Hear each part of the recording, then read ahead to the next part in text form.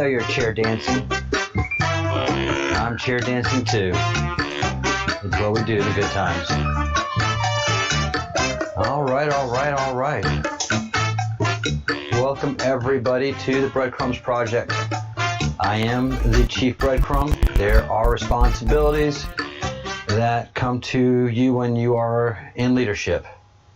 And one of those important things is trying to clear up things that oh yay, Nemesis. I love it that a Cocker Spaniel likes a little bongo madness. They are great little dancers.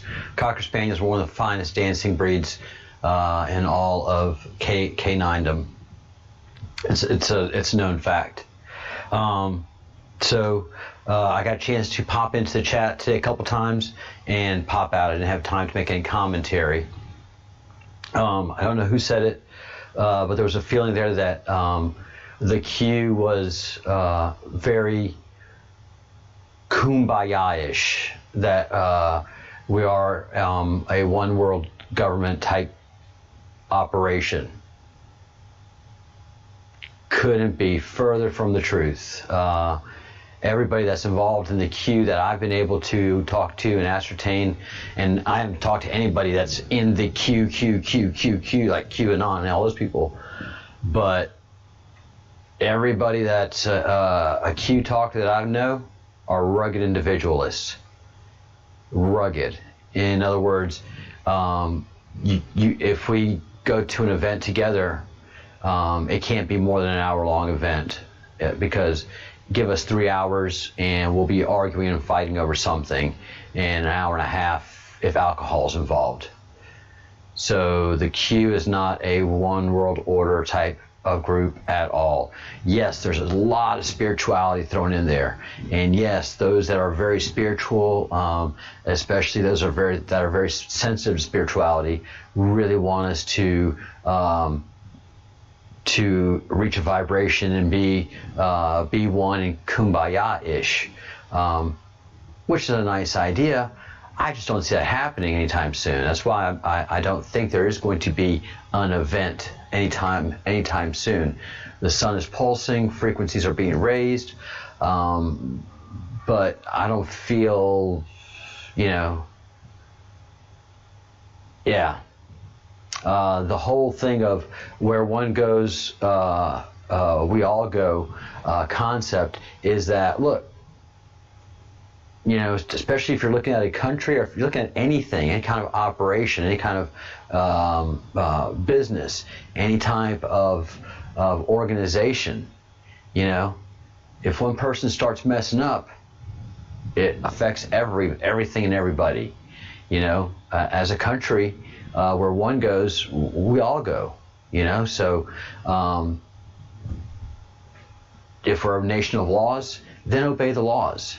And if you don't obey the laws, then do those things that you go through in not obeying laws. Don't fight any of it, because you're going to ruin a country.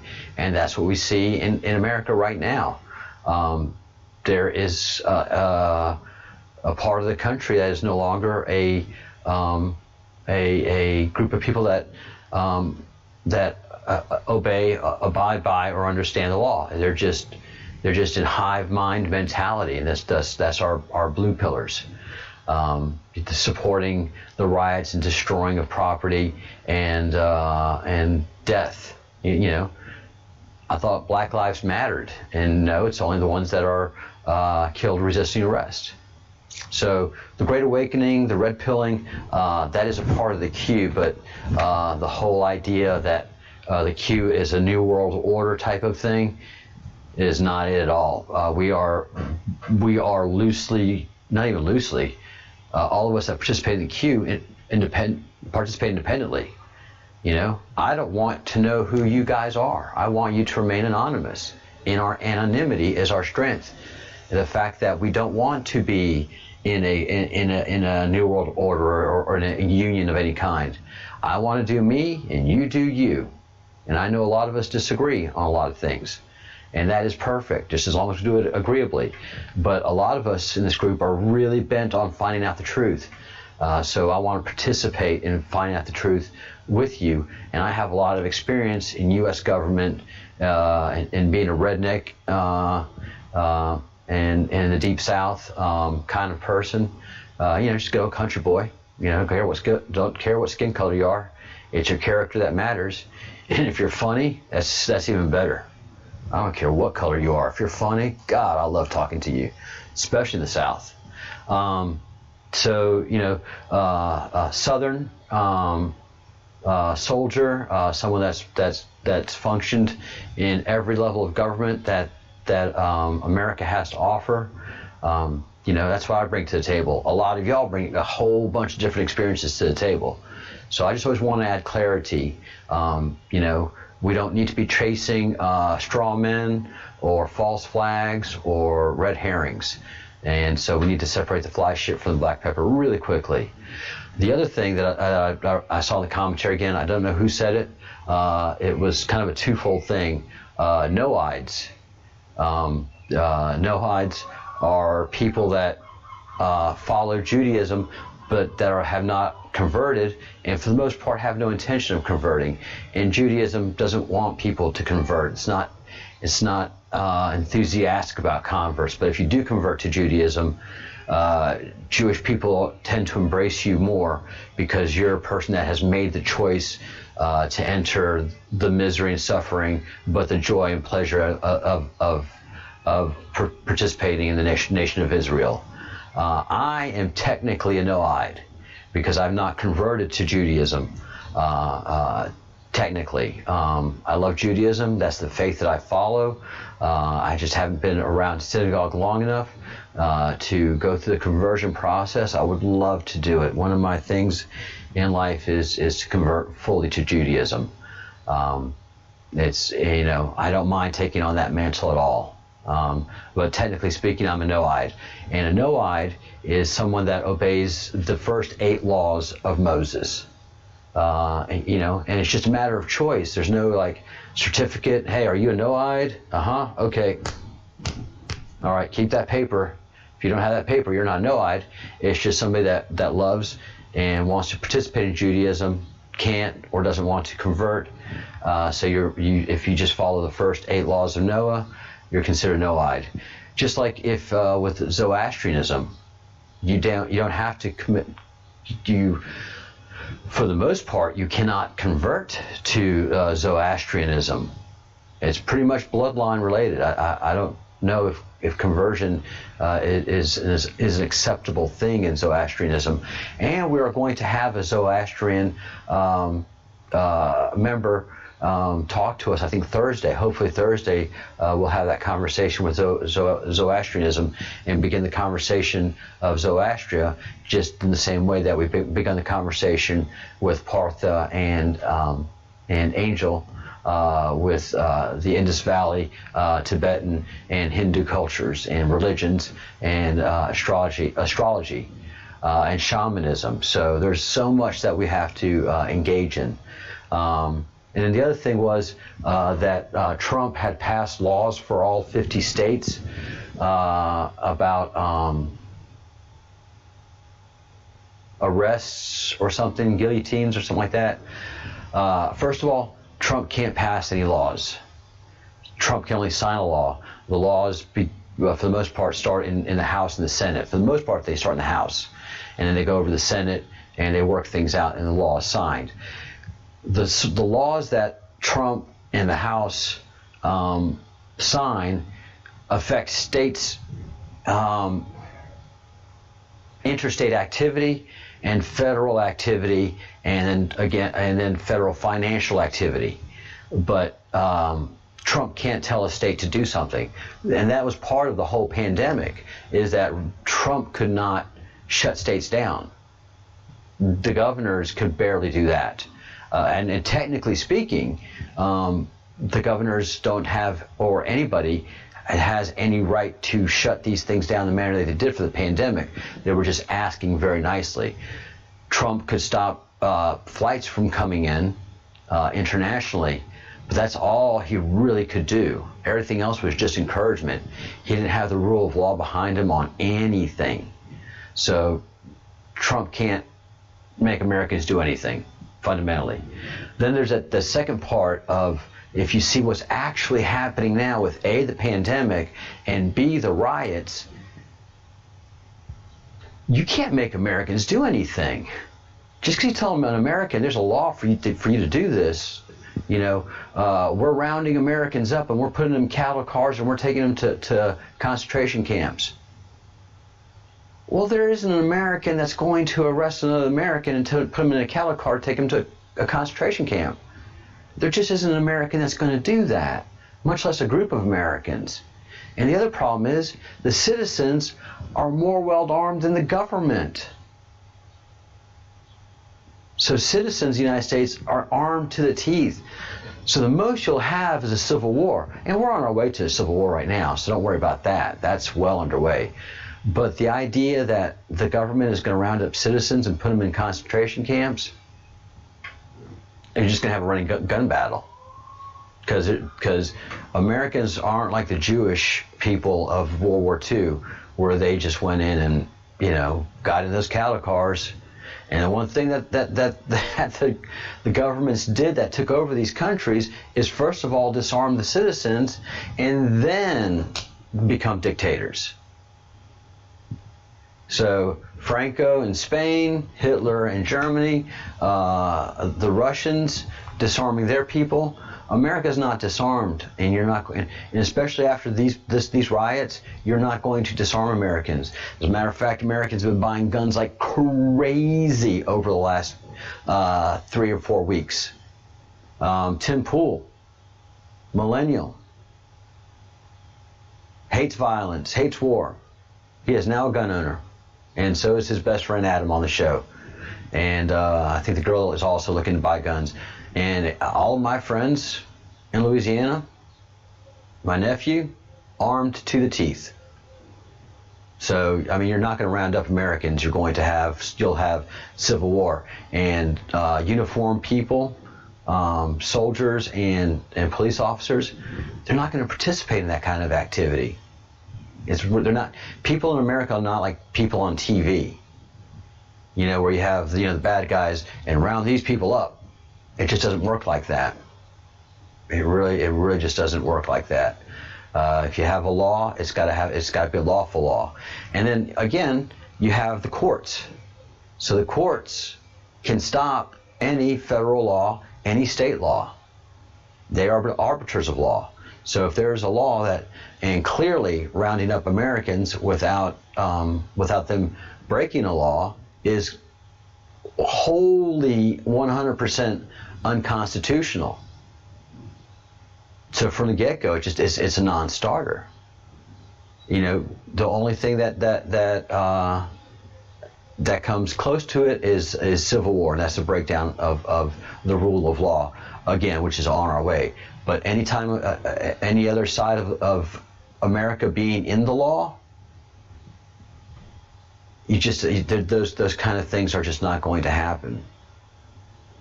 And God, man, the government hates Trump so much that if he even whiffed about doing something like that, Congress would be like, ah! So those important details I just wanted to clear up on technicality, and only because we're seekers of truth. And that's all I'm bringing you is the truth. It's not excitement. It's not going to get me viewers. It's not going to get me clicks. It's not going to get me likes. Do hit the like button, because Nemesis is very good about that. But I want to stay on the truth. I can't tell you what to believe or not, what not to believe. But I can tell you from much of my experience, A, within Judaism, B, within government. Well, I can tell you this also, a Jewish cabal to run the world, a Zionist cabal to run the world.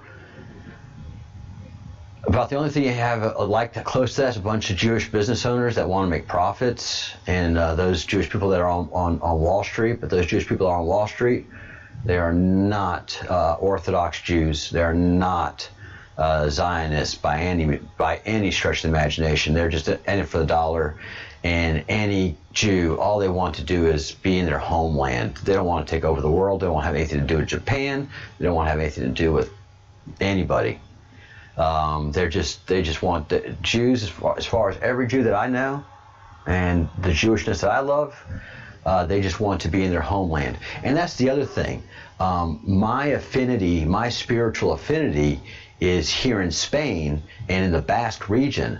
I don't have a spiritual affinity to Israel or Jerusalem. I mean, the archaeology there is bang on, but that's not where my spiritual heart is. And my love of country is the United States of America. So that's why I'm very comfortable being a Noahide and not having to go and not going through the whole conversion ritual, because that would be an unnatural love for Israel that I'd have to create in myself in going through the conversion process, and that doesn't feel comfortable for my being. I admire Israel. I think it's an amazing country, and its tradition is over 5,000 years old, being a nation of Israel.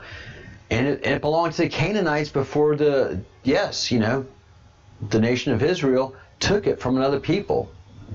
So, yeah, that's been the way of the world. Conquers, more conquers. So that's it about that.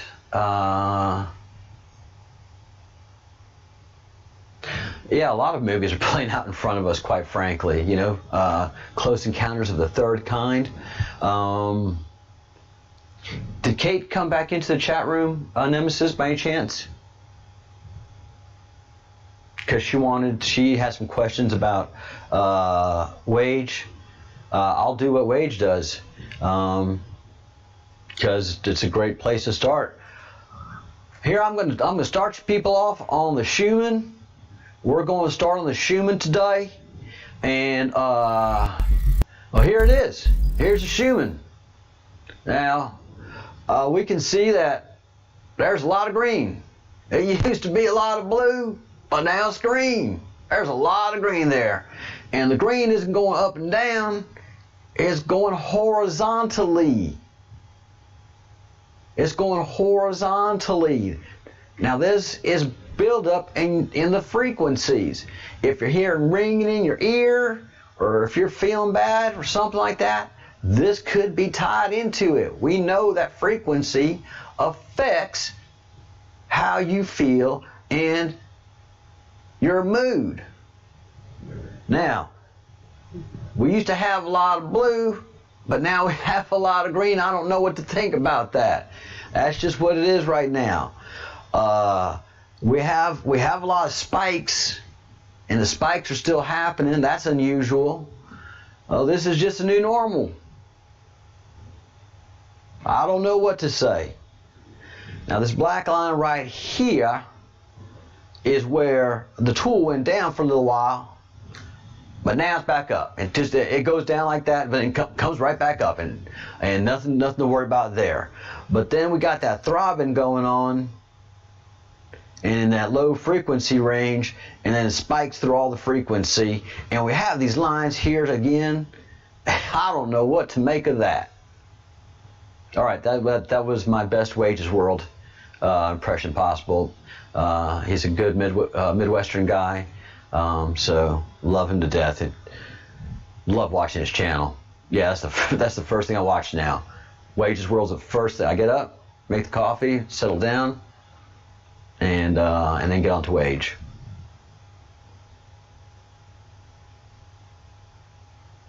Yep, Kate, you're blue. You're blue and you got a wrench.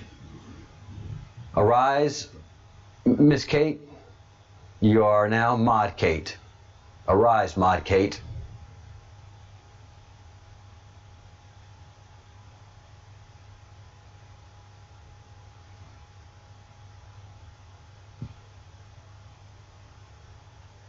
So yeah, we have a lot of interesting things happen with major alignment with the stars,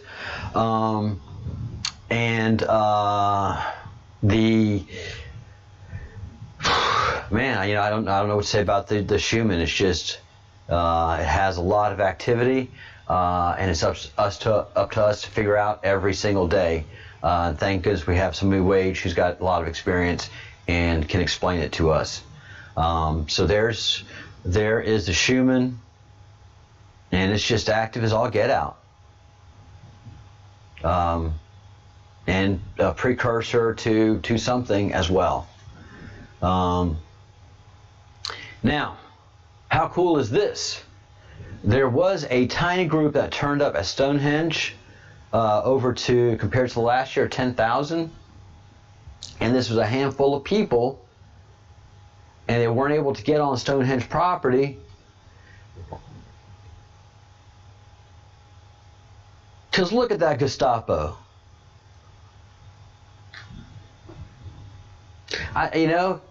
It doesn't make any sense that that Stonehenge was closed. That's been closed like this for a long time. It's not just for the pandemic, from what I understand. Stonehenge has been closed for quite a while, but there was a small group that showed up and got rained on, and in that group is Dog Van Life. That's right. One of our subscribers and one of our enthusiastic crumbs, definitely a fellow of the crumb, is in this group, and that the wizard he's been talking about is that wizard right there. And those guys, so much power to them. They went and they celebrated the solstice. It was wet and rainy, and they couldn't make a measurement on where the sun was rising and setting for the morning and evening of the solstice, so we don't know that, but by our own calculations, the sun is still 6 degrees off, which is a lot.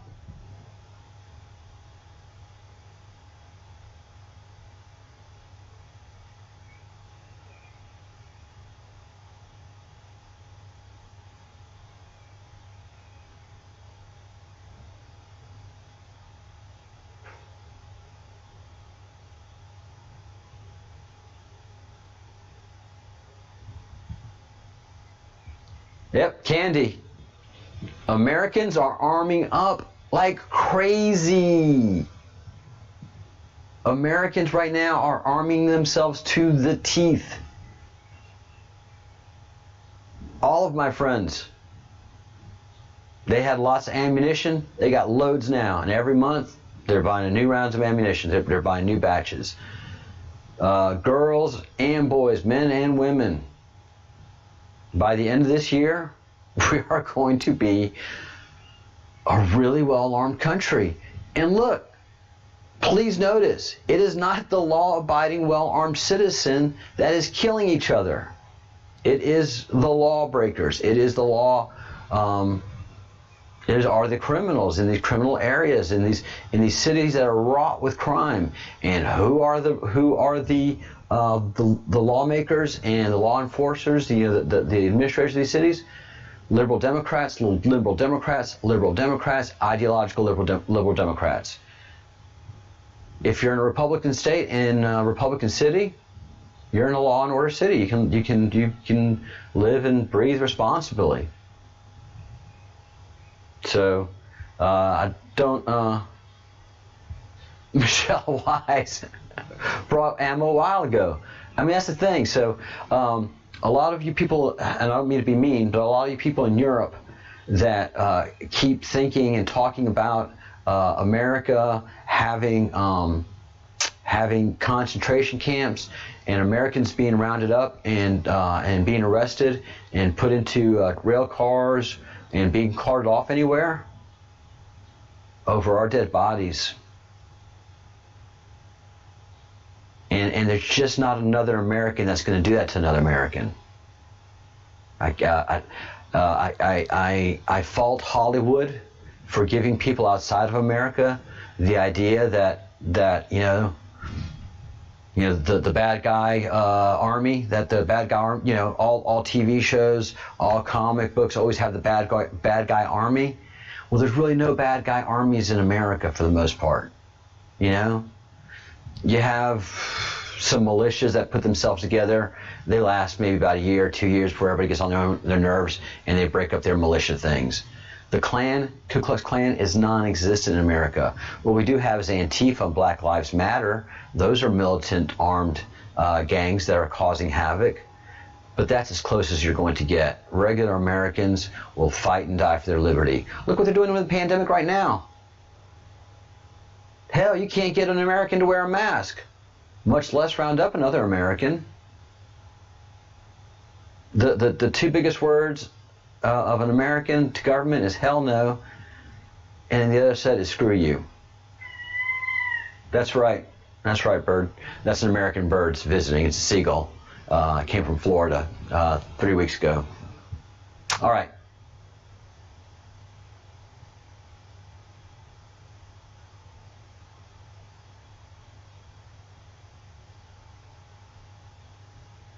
Hey, Robert, how are you?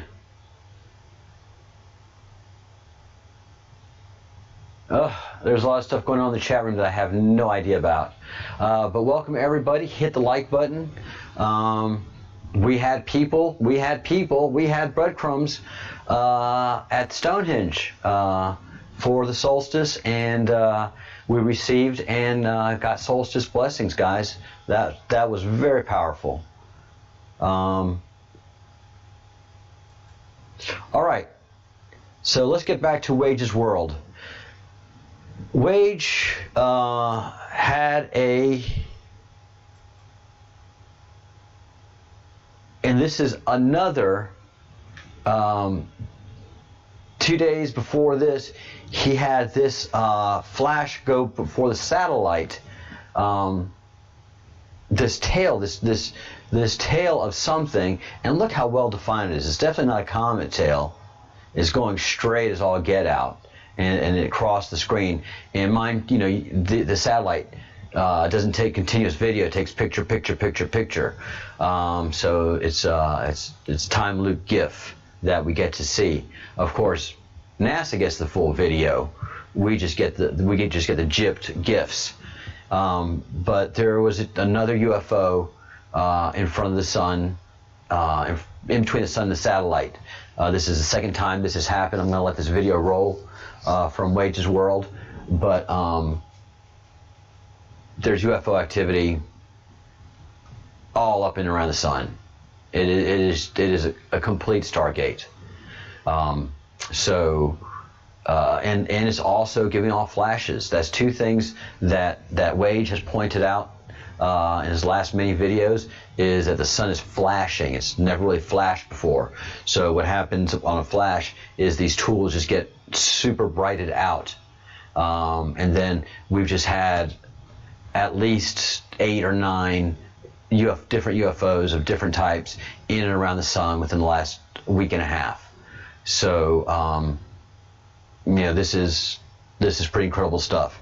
And I want everybody, while we're watching this white plume here, which all shows up on the red scale, so it shows up there. But notice this white dot, this UFO, actually got 2 UFOs here, but it's also reflected on the red tool here. So the sun just has a lot of UFO activity. It does. And these coronal mass ejections, they make no electrical sense. There's no reason for the sun to be behaving like that in an electrical universe concept. So I think whenever it's doing a coronal mass ejection, that it is a transport of some kind and a teleport. It's going to take a lot to convince me that it's not otherwise, that it's not that way, because my eyes are showing me something, and there's only one thing that makes real sense right now as to what we're seeing. So, hey Sherry, how are you? Hello Robert, how are you? Welcome to the Breadcrumbs Project. And Candy, that's going to be great that you're going to get some good firearms lessons. Welcome to the Breadcrumbs Project. Yeah, Nicola, thank you for joining us this morning. It was great to have you in the chat room, and thank you again for all that you contribute, especially when you do post at Facebook for us. So welcome. Hi, Epic. Welcome back. And we sure do miss seeing you a whole lot. But I know you're a busy guy. Hello, Michelle. And I've been watching some of the Yellow Rose of Texas. That kind of format is very tedious for me, but I'm trying to plow through it. So Epic, I'm definitely watching Yellow Rose of Texas. There's a lot of it that I don't agree with, and there's a lot of it that I do agree with. So, applying critical thought and the Breadcrumbs Project methodology, which is find the crumbs of truth that you can follow so you can get to that whole ultimate lump of truth. Yeah, hello, Robert. Welcome back. Good to have you back. Nemesis gives us a reminder, please hit the thumbs up button. We're trying to grow the channel. We have a lot of information that we're putting out on a daily basis and building a solid video library to help folks. And in the evenings, we talk about the Q and the Great Awakening. We're going through the Q map right now just so that we can all understand it, okay? There's a lot on that map that deserves study, that deserves to be talked about, that deserves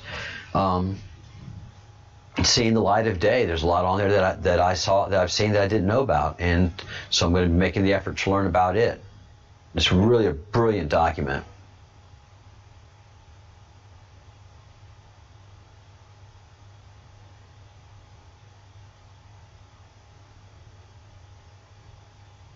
All right, so let's pay attention to what Wage has to say.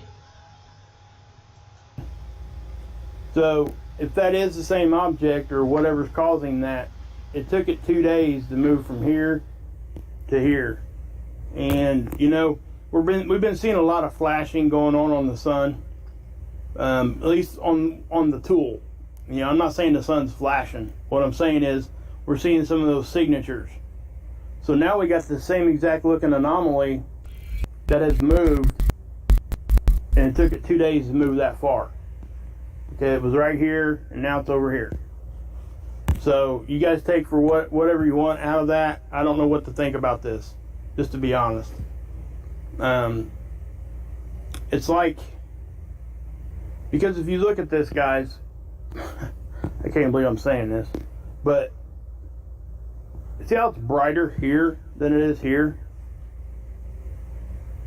If that light was coming from the sun, like it was reflecting the sunlight, the brightness would be over here, not here.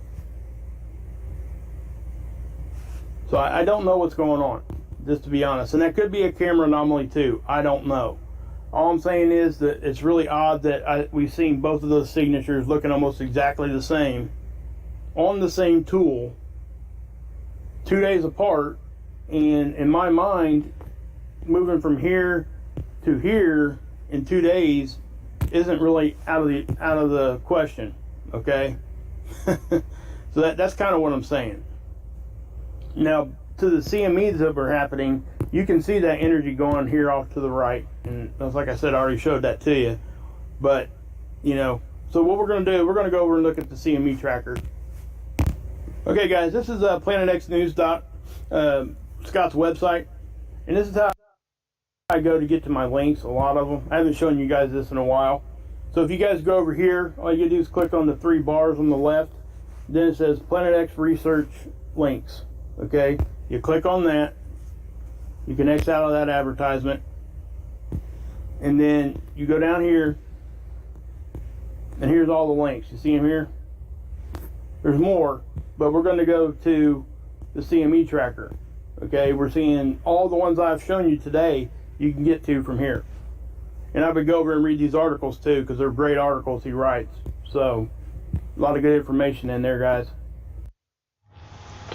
All right, so I left that part up for Planet X for the links that are available for you to do your own research, which is something that we desperately encourage here on the Breadcrumbs Project.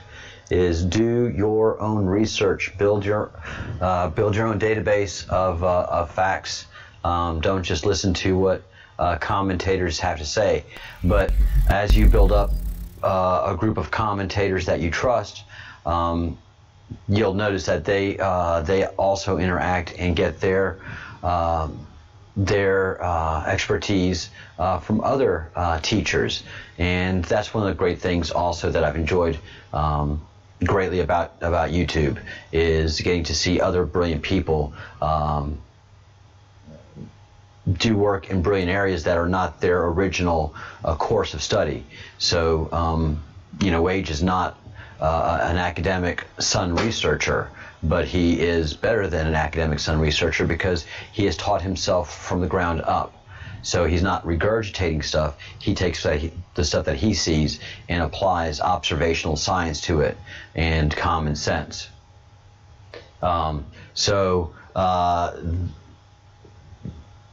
There have just been several UFOs that have come into and out of the sun. And that one right there is, just look at the size of that tail.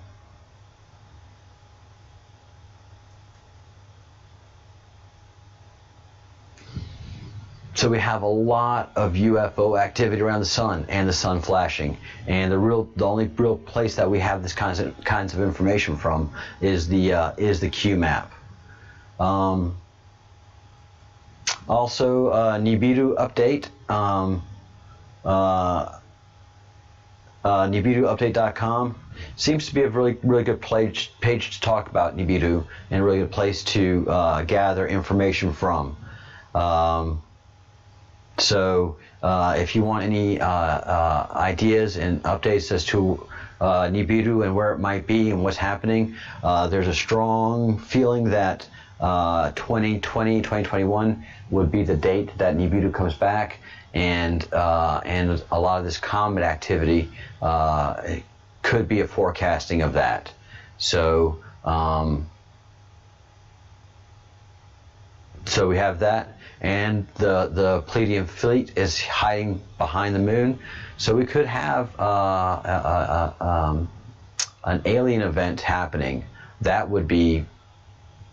That is something that I can definitely see happening, the aliens, because we're just having so much alien activity. We're having so much UFO activity right now that it is just mind-blowing. Hopefully this is still up and available.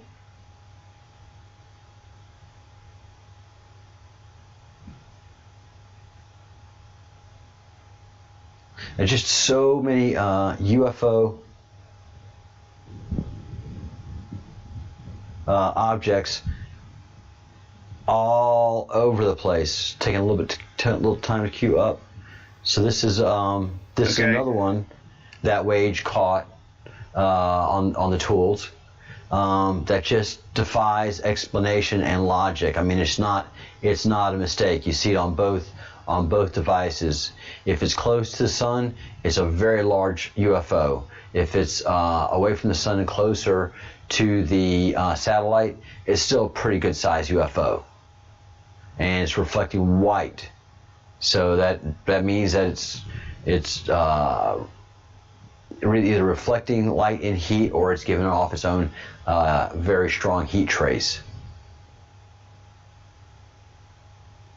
And then there was this object here in Australia 2 weeks ago.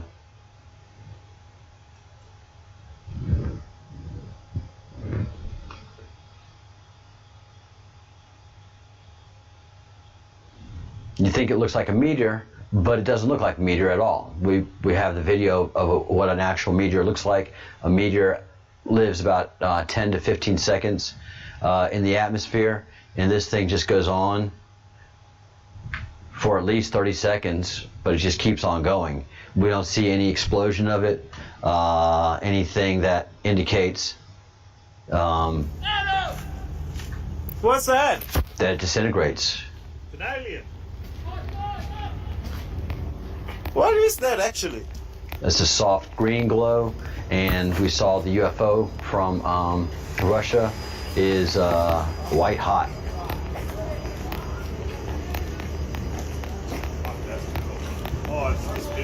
20 seconds, we still see that thing going. 26, and it's still going in a horizontal path.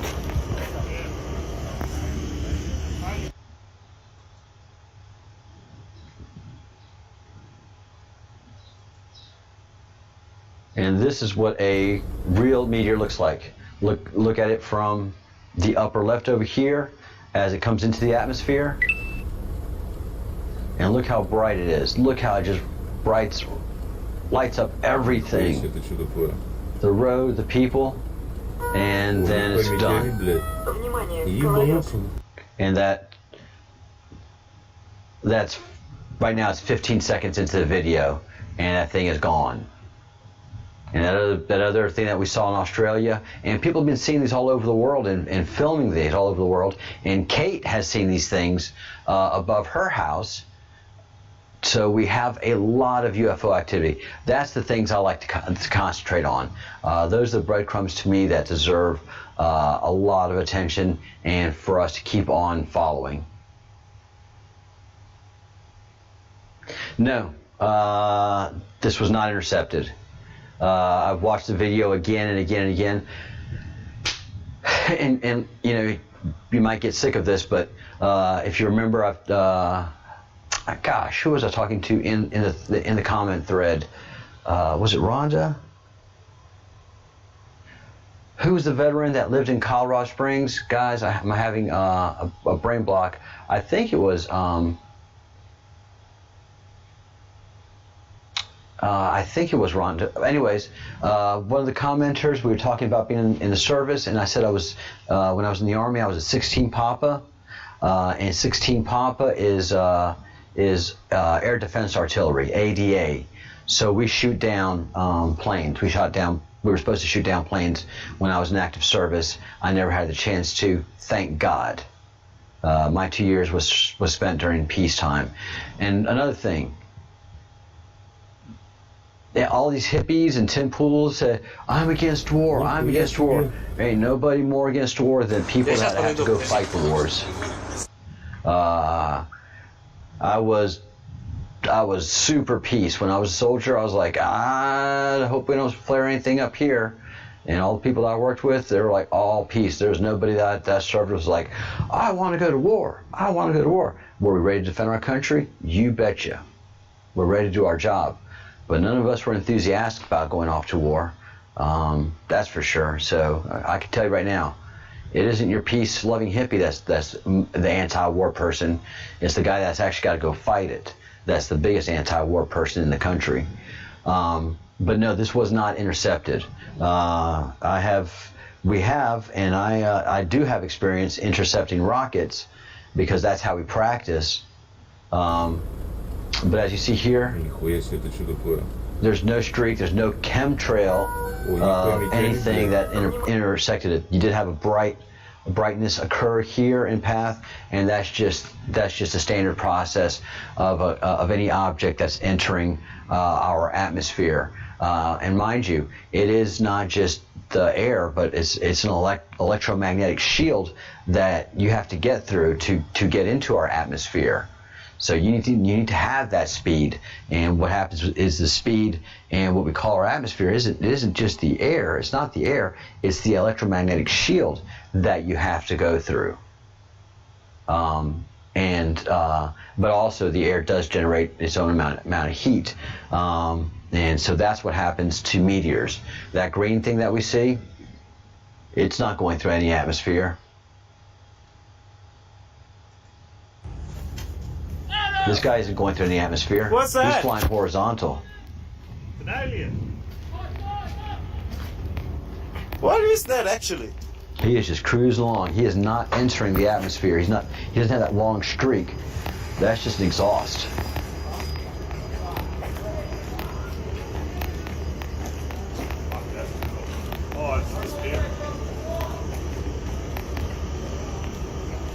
So that thing has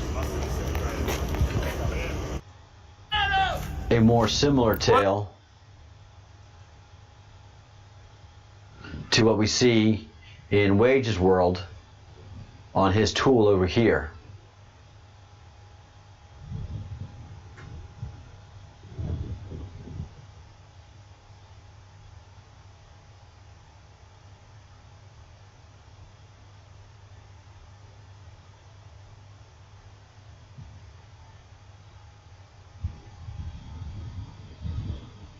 Let's see.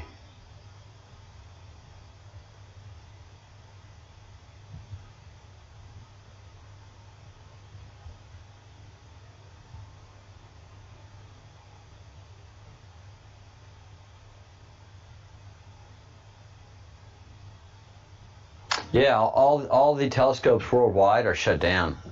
The only ones that are running are government military-based ones, and any of the NASA ones that are running are basically running under new leadership. Most of them are astronauts, and the astronauts are military.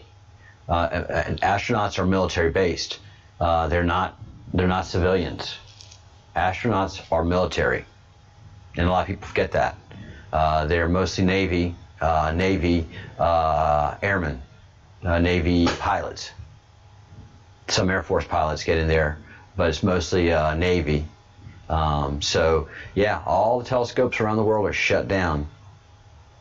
And they shouldn't be for COVID, because all telescopes are way up in isolated areas.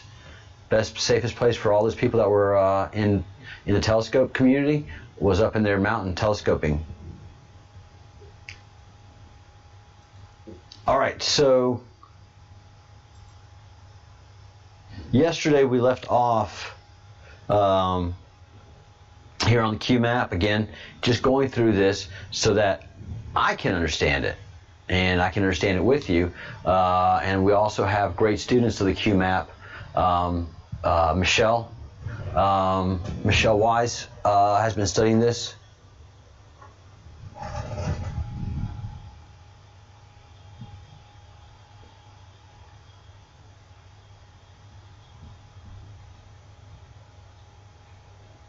Yeah, I'm very grateful I don't live in a major city. If I lived in a major city right now, especially in America, I'd be getting out. And that's one of the things I was talking about before we get into QMAP.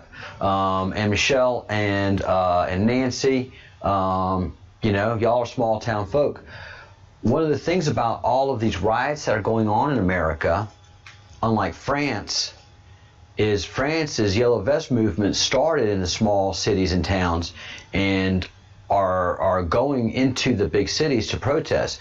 Basically, the big cities in France and Europe, they're okay. They've got jobs, and they get around with inner city transportation. So gas taxes and all these these carbon taxes that they've been getting in inner cities doesn't really affect them. It's affecting the hell out of farmers, and it's affecting the hell out of smaller communities in France. So those are the yellow vesters that are protesting. In America, it's the other way around entirely.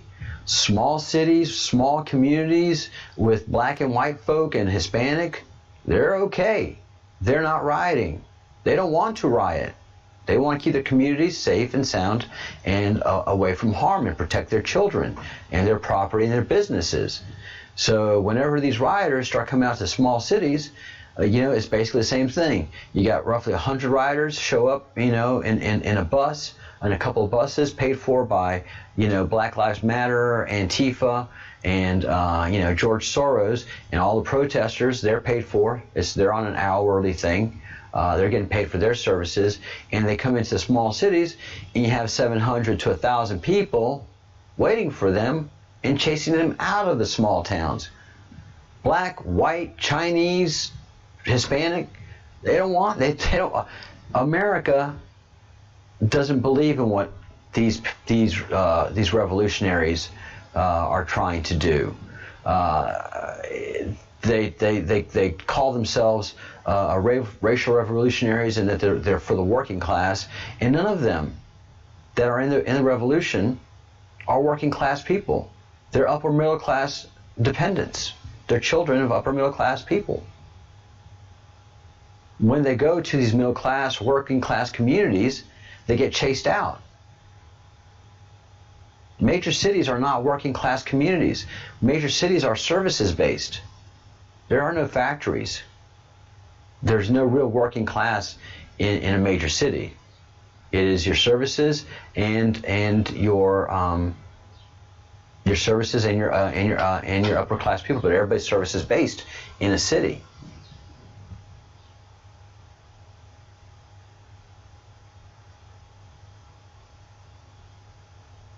Mom and I are pasty Caucasians.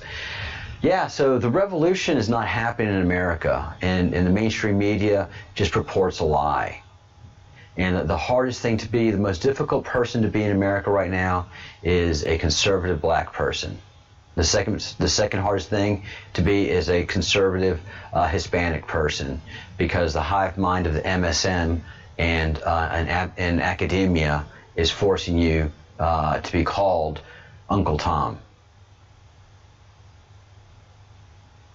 So if a black person came into our community right now and reflected our views of being fiercely independent, working hard, and not trusting your government, well, he's considered Uncle Tom.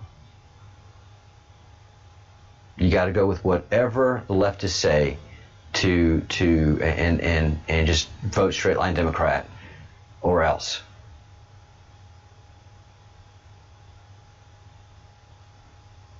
Yeah, where are your gods? So, what is happening? You're talking about the revolution in America, and earlier we were talking about the idea of revolution in America, having either a group or a non-government group round up Americans and try to put them in cattle cars or train cars and take them to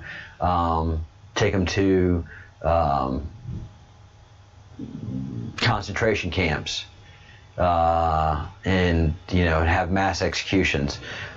The one thing that everybody forgets, because no other country is like this in the world, and everybody that's in Europe can't imagine the amount of guns and ammo Americans have in their houses. It's just unimaginable.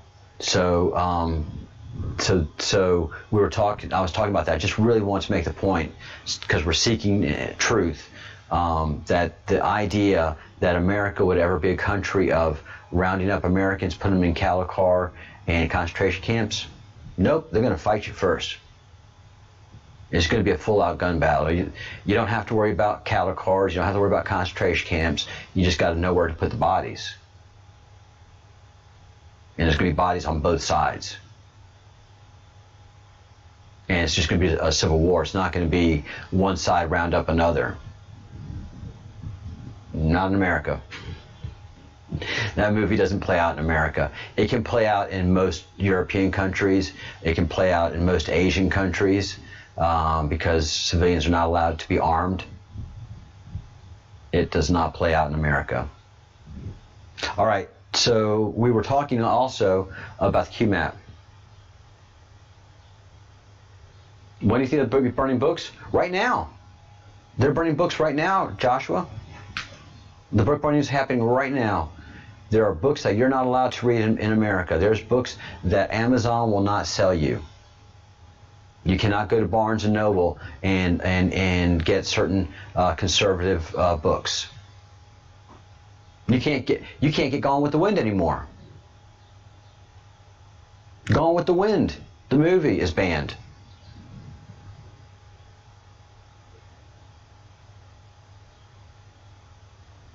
Yes, it's true.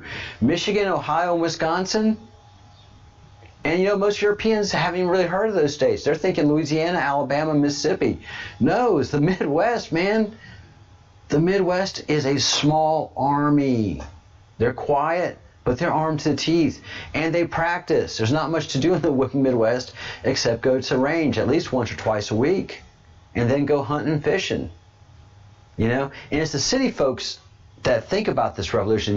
It's the city folk, it's the Antifas in these cities, and they're pasty white, soft-skinned, soft-hand people doing this revolution in a city. They're not ready to come out to the country and do the revolution. They get their asses thoroughly kicked. They can't fight. Country folk can fight. And Antifa and Black Lives Matter, they can't run and gun in the woods. Country folk can run and gun in the woods. So for truth purposes, we have to put the dynamics in reality, and as to what could happen and how things are unfolding. You know, again, this is part of the Great Awakening. There have been many Great Awakenings in many countries. This Great Awakening is happening worldwide, and it is an awakening of red pill and blue pill.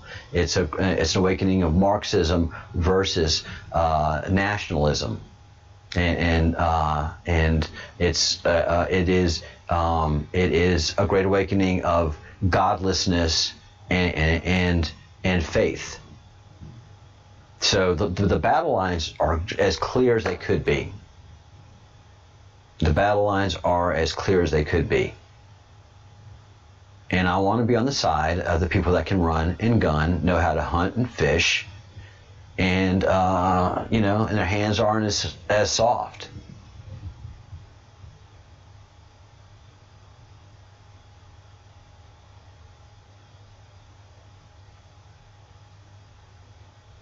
Yeah, 22 is fun. You can pop things off at 22. You don't have any kick, and if you have your range right and you know your range, you can hit anything with 22. 22s are fun. Everybody, 22s are fun. Yeah, frankly, my dear, they don't blow up a damn.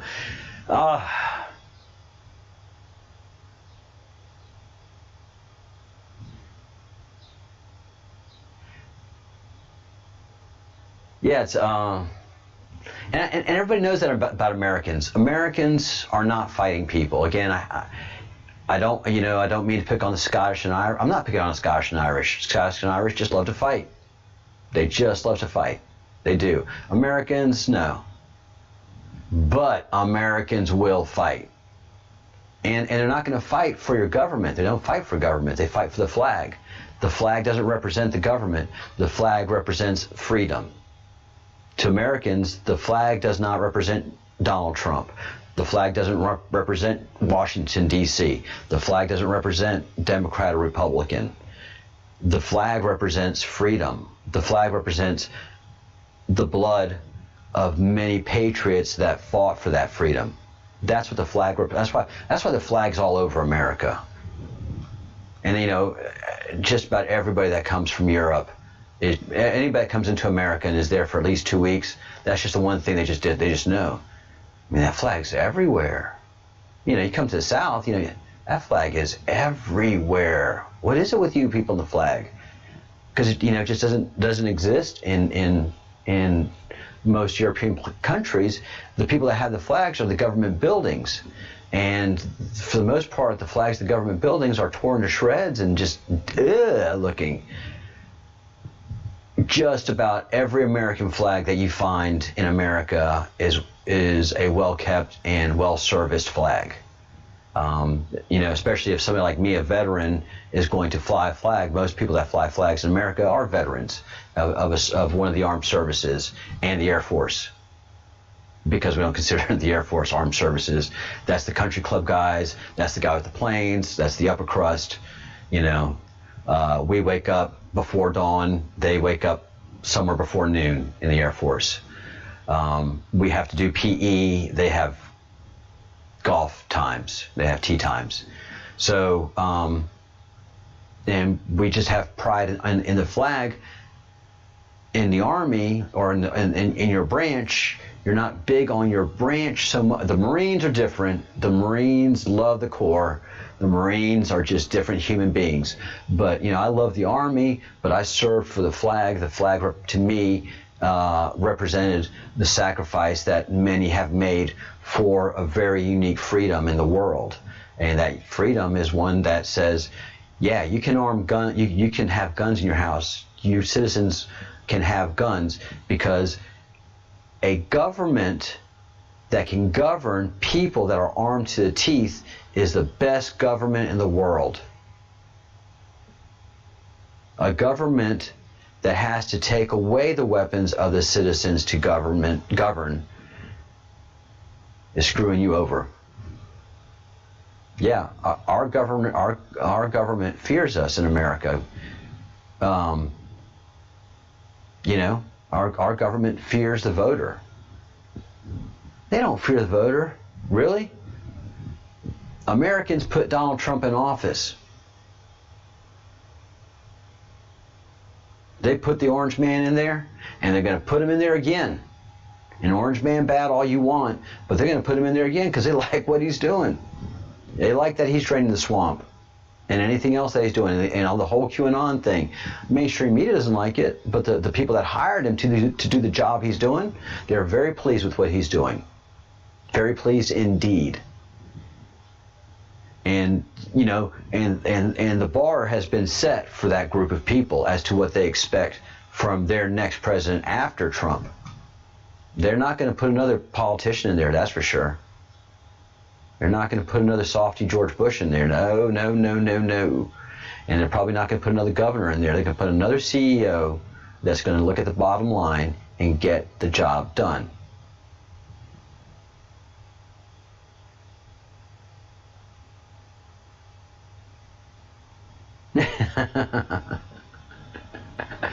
Well, if I go over and vote for the election, I will cast a ballot in your name, Epic.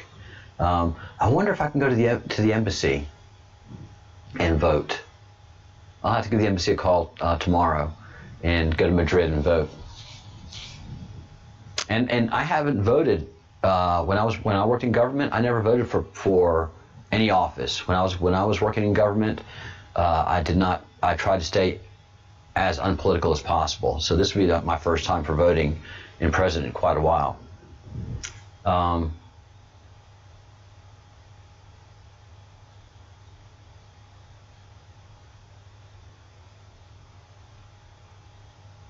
Yeah, enough politicians. You can't, and it can't just be the politicians. It's got to be the bureaucrats too. Okay, so you have to term limit the bureaucrats and the politicians. So you can't make government a career. I'm sorry. I know it's a great soft career, but you can't.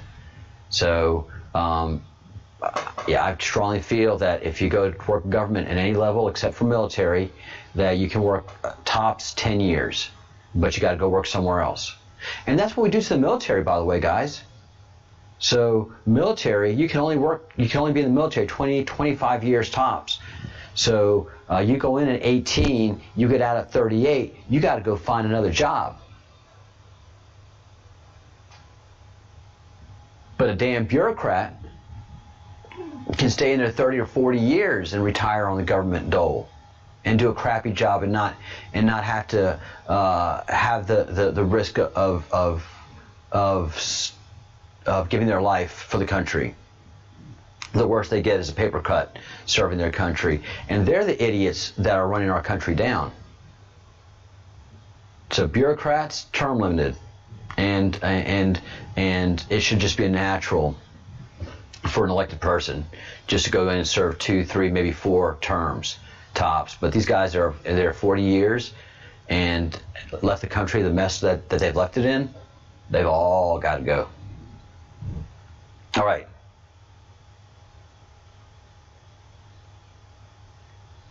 Yeah, Michelle, tell your mom it's just a movie.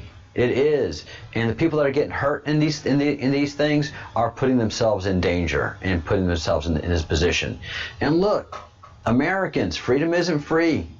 Every 10 years we go through this. Every 10 years we go through something like this because we've ruined our education system. We've raised a bunch of socialist children. So in America, I mean, everything's put off, until you're 21 years old to drink, until you're 21 years old to smoke, until you're 27 to get off your parents' insurance. We've just raised children. We haven't raised any adults in America. We stopped raising adults 20 years ago. We've just continued to raise children more and more and more because we want to protect them, The helicopter moms. They've just wanted to protect their children, protect them. Well, they'll never become adults. And now that they're adults, they're living in fantasy worlds that their parents created for them. Yes, the founding fathers said the centralization of government is the worst thing. And Benjamin Franklin said, if you can vote yourselves into the treasury, the republic's over. And central banks, absolutely. Central banking has just been the worst thing for America. It really has. And I mean this to such a degree. 30 and 40 years ago, you had your local banks all throughout the communities in America. Just small, city banks. And the people, the bank, the money of that bank was the money of the community. So as people's savings and loans were represented by the money that bank could loan was represented by the savings of that community. So there's a relationship between the community and the banking infrastructure. And now that we have these national banks and central banks, and then ultimately a central banking authority, no bueno. No bueno. No, the Electoral College does a great job. The Electoral College it gives balances, balances out for rural flyover country. Thank God the Electoral College is there. But I get what you're saying, David. I get what you're saying.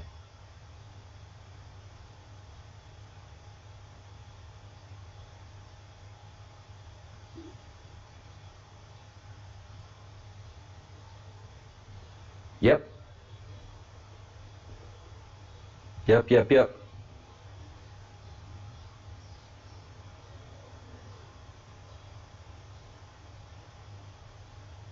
Yeah, the whole banking thing, and look at the European Union right now, and the quote-unquote bailout for the pandemic. Where is the money going to come from this bailout for the European pandemic? Take away America's Fed banking situation, but the billions and billions and billions of euros, the hundreds of billions of euros that they're looking to spend on this pandemic, for the many reasons that they have to spend it, bailing out the businesses, bailing out tourism, bailing out this, bailing about that, taking care of people that are not working. All of that is going to be banking money. All of that is going to be loans. And those loans have to be paid back by tax revenue. And the people in Europe don't understand that. The people in Southern Ireland, who are just big fans of the EU, don't realize that the EU is signing a bank loan, a mortgage in their name, and they have no say-so in that. The way we do it with the Fed in America, that's one way, and we're a nation that has decided to do that damage. But all of the nations of Europe that this huge loan is going to be undersigned by, all of the nations don't feel the same way about each other that the states feel about themselves in America, because they're all states under one nation. The Netherlands, the Danish, the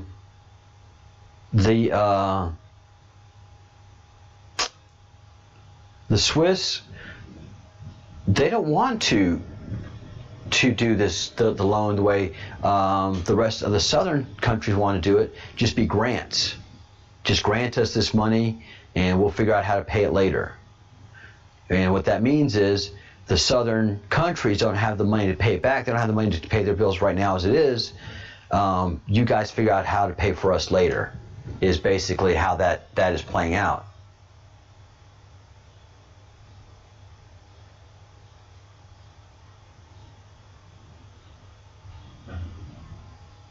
Hi, Barbara. Yeah. A lot of it comes here to Spain. You betcha it does.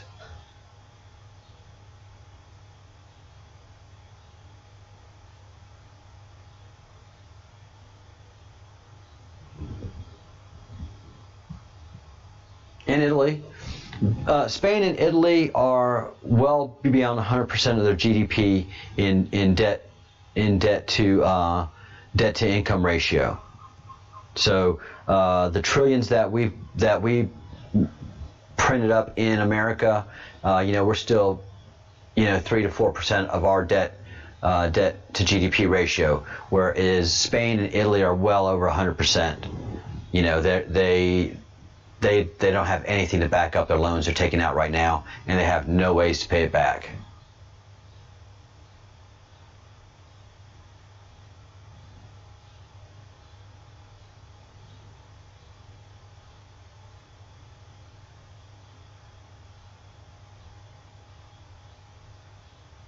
Yeah.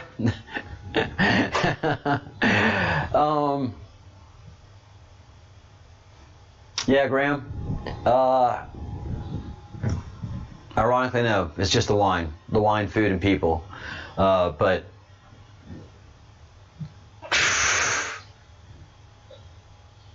yeah, Spanish government is corrupt, man. We know how to corrupt. You can't see any of the money that Europe pumps into this country. That's the funny thing. You can't see any positive net effect of all the money that comes in from Europe.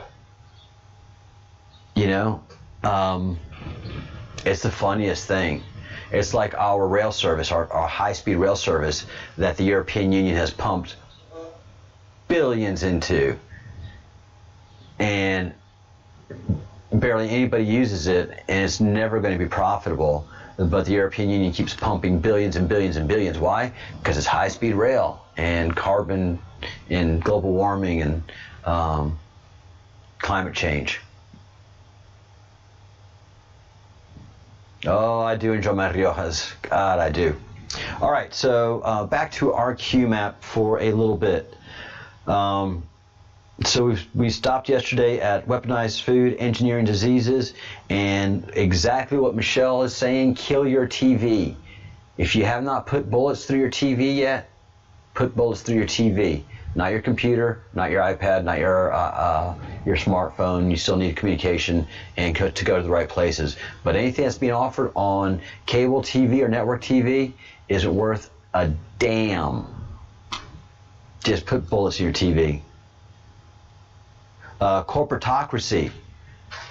That's what we're seeing, guys. That corporatocracy is what we're seeing. That is where 1984 is. That is where the scary revolution is. It is not in government. Government are a bunch of bureaucrats. It's in corporations and in just what you said a little while ago, Nemesis, Rothschilds. Let me control the banking. I don't care who makes the laws. That is where things got scary. And it's not just that corporations are evil. No, corporations are not evil. But when corporations started getting political, like Gillette making that effeminate ad, that social justice warrior ad, that's where the problem is. When corporations start thinking politically, then they start acting politically, and then they start acting like the Soviet Union, which is what's happening at Google, which is what was happening at Twitter, which is what was happening at Facebook, although Facebook's trying to get control of it because they understand that they're about to get hit with they're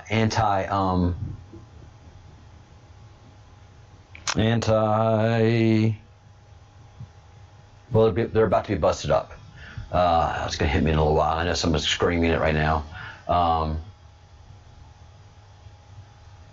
You can get Antique Show on YouTube. You can get the Antiques Roadshow, which is fabulous, on YouTube, Barbara. But what is it? When you break up corporations. I hate it when I lose those words.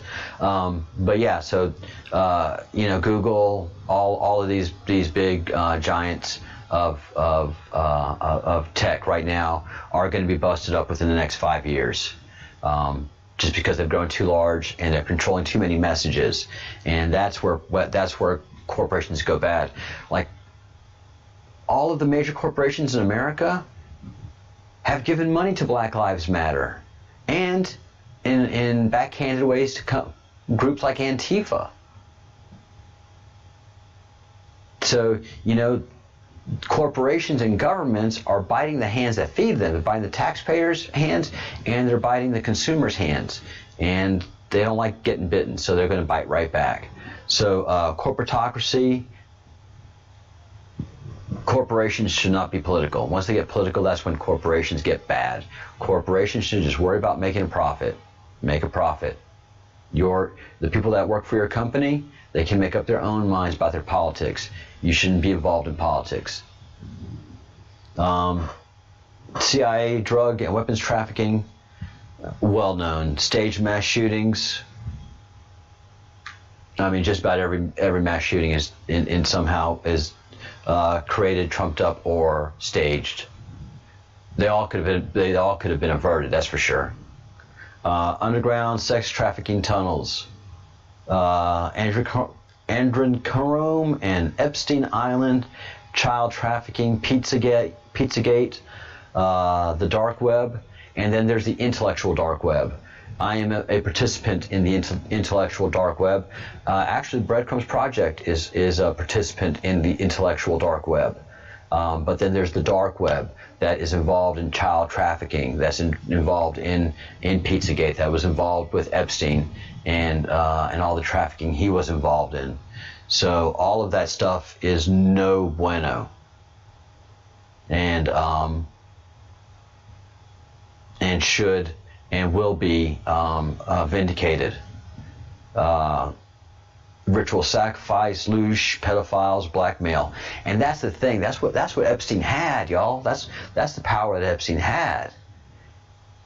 Jeffrey Epstein had blackmail. That's what pedophiles have, is blackmail on each other. All the sex trafficking, all the stuff that's going on, all the freaky stuff that they were doing.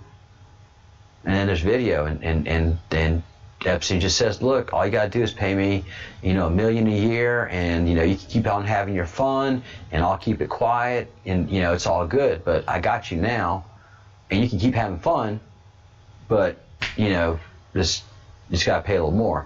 So not only was he, a pedophile involved in all that other kind of stuff, but he was a high-end pimp. He was a high-end pimp, and he catered to the billionaires of the world so that they could, have their sexual fantasies in the privacy of the island or his ranch, and they could have their dreams come true. But, they made a deal with the devil, and that's why he had to die. So the fact that, again, Epstein's murder is still covered up just lets you know how far up that guy went with his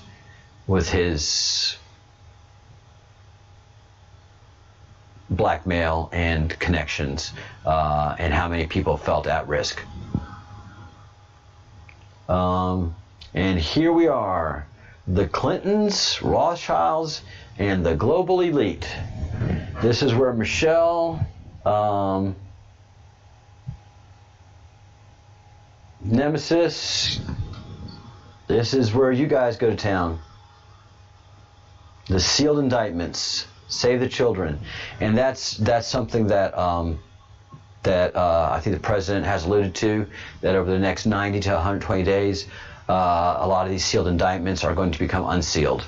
It's not just the deep state that they've been investigating. It's not just the president, Russian collusion, and all that stuff that the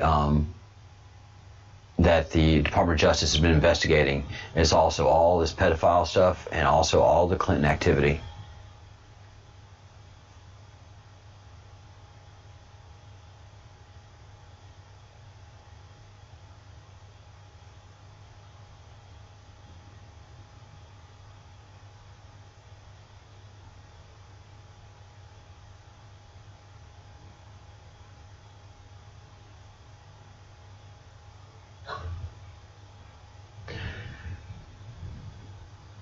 Nemesis, where are you?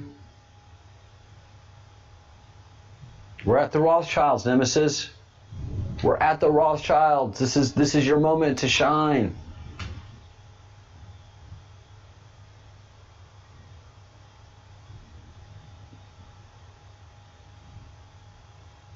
If Nemesis is playing with her Cocker Spaniel right now, when the Rothschilds finally came up on the queue, you're there.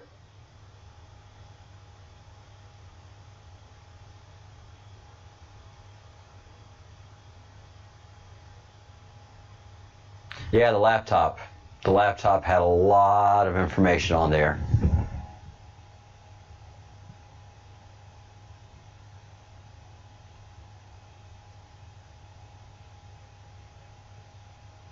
Oh, the Rothschilds are basically, if there's evil to be done and evil about, it's all connected to the Rothschilds. And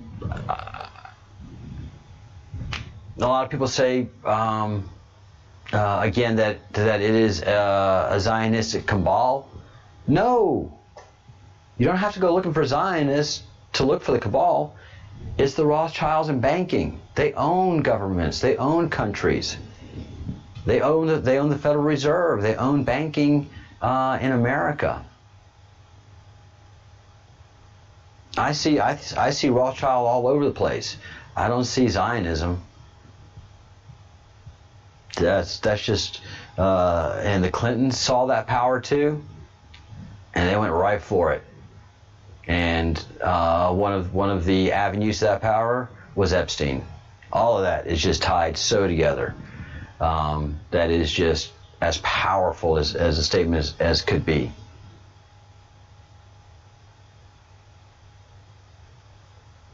And right now I'm kind of just going around the Q circle, and we'll probably come into the Q circle tomorrow. The World Gold Heist, that is part of 9/11, the 9/11 story. I don't know much about that. It's hard to steal gold. It is hard to steal gold, so we may look into that one day. But definitely for D-Chess, the Earth Alliance arrests the cabal and release free energy. Interesting days lie ahead.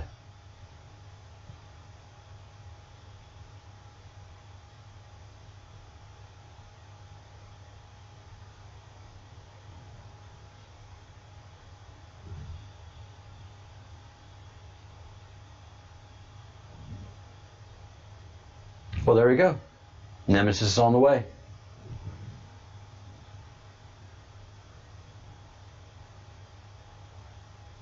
Yeah, Barbara, that could be very well true. That this could be a bigger distraction for something that is on the way in space. That is something that the Breadcrumbs Project has talked about a lot. As a matter of fact, the Breadcrumbs Project has been talking about the things flying in and out of and around the sun that are huge UFOs. So I haven't had a chance to see these pictures around the moon, but I am showing you a ton of video that Wages World is getting from government satellites.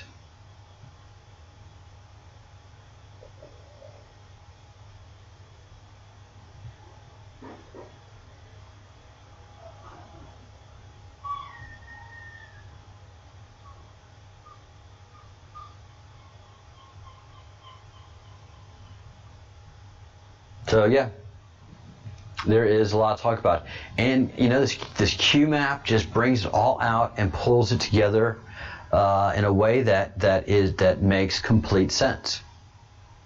So that is why I am sticking with this Q process, and in the process learning so much of things that I did not know, and you guys are sharing things that many of us did not know.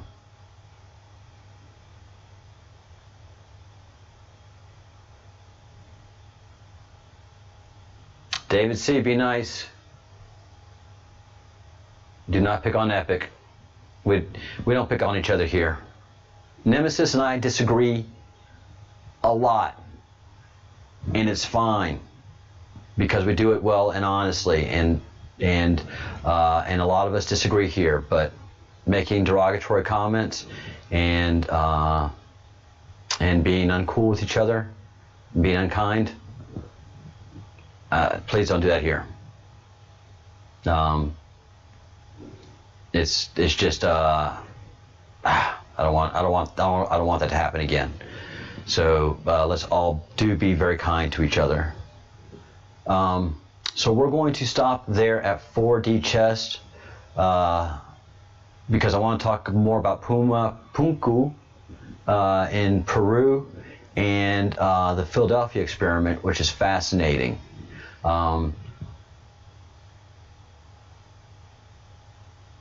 Oh, gotcha. All right. Well, if y'all are picking on each other, then that's fine. But I'm very sensitive to that. I just don't want anybody to be ugly to each other in the chat room.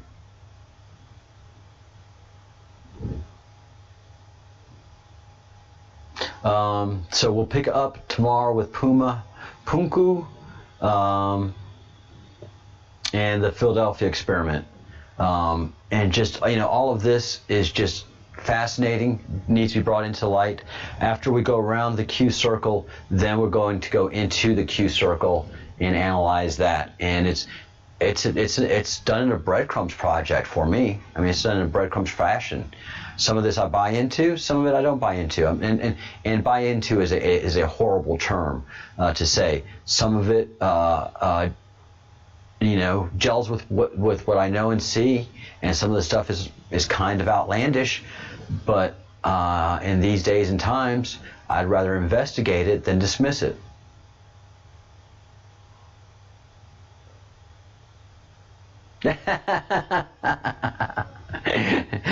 I did a better wages world than Wage did. Yeah. I was born in Texas. I only lived there for 6 months. My dad was American Embassy, lived all over the world until he retired. And when he retired, I was around 11 years old, and we moved to Baton Rouge, Louisiana. So I can talk Southern. I can get down south if I have to. And sometimes I just got to talk Southern to survive, to have a conversation with folk so they can understand me and I can understand them. Es como hablar español. Si estás en el sur, tienes que hablar el sur. Y si estás en España, tienes que hablar en español. And if I'm going to talk to the rest of the world, I have to use some kind of a moderate accent. But I can get Southern, y'all. Oh, I can get Southern, bless your heart.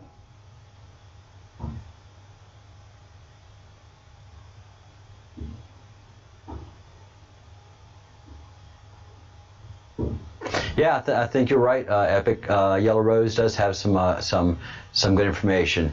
It's just the way Yellow Rose does that format. It's hard for me. So I'm watching little at a time. I haven't taken in the whole thing, and it hasn't updated in a while. I wish they would do an update.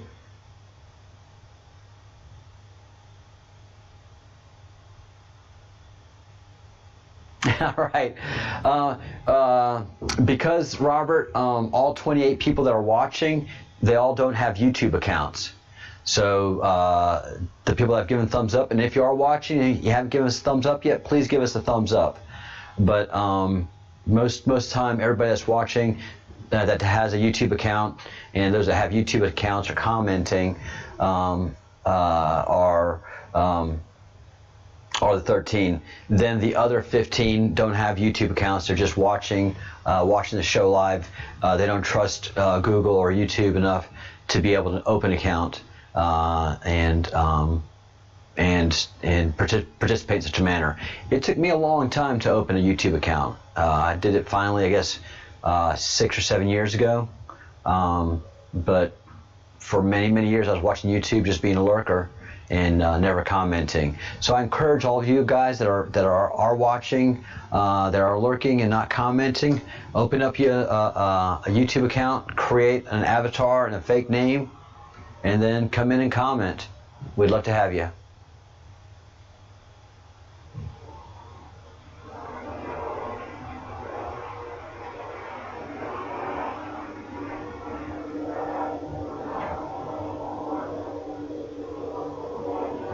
Yeah, a lot of people did it for business. And you create accounts. Very few people create their own individual account.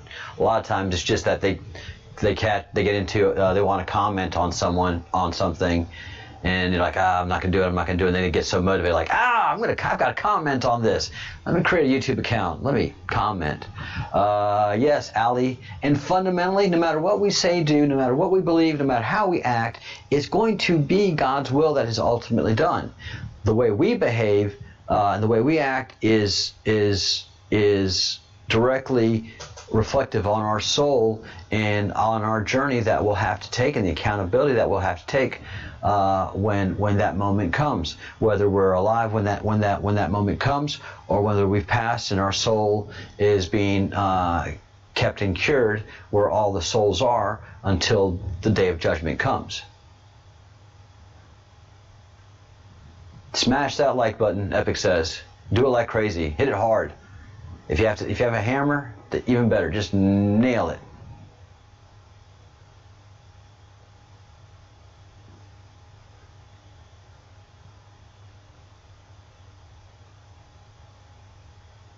Oh, thanks, Epic. My very first video.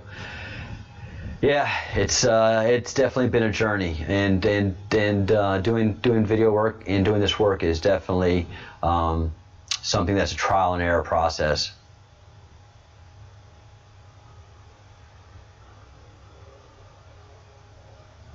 Yeah, we are in for a wild ride.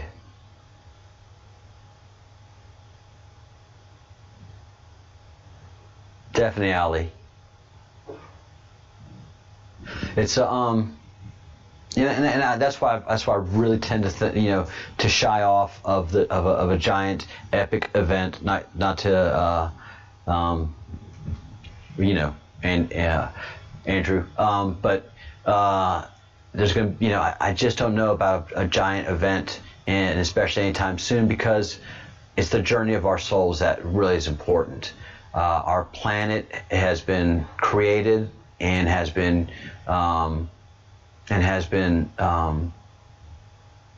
cared for, curated. There's several alien species that have come to the planet, all with the intent of doing good and caring for it, except for the last group that was here, the last group of demigods that was here, and they really pissed off the creators, and that's why we had that giant Noah's flood.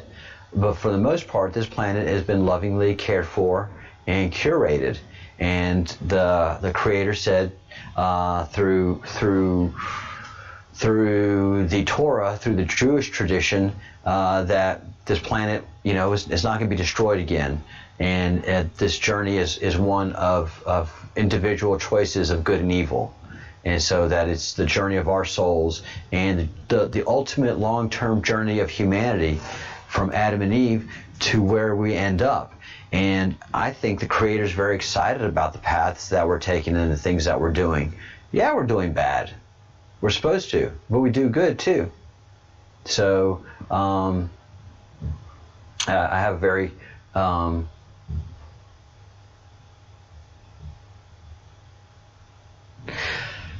that's the thing, Epic. There was a pretty strong discussion going on in the comment thread a little while ago, which is not, and it was in the open chat, which is this whole Q thing a cute kumbaya?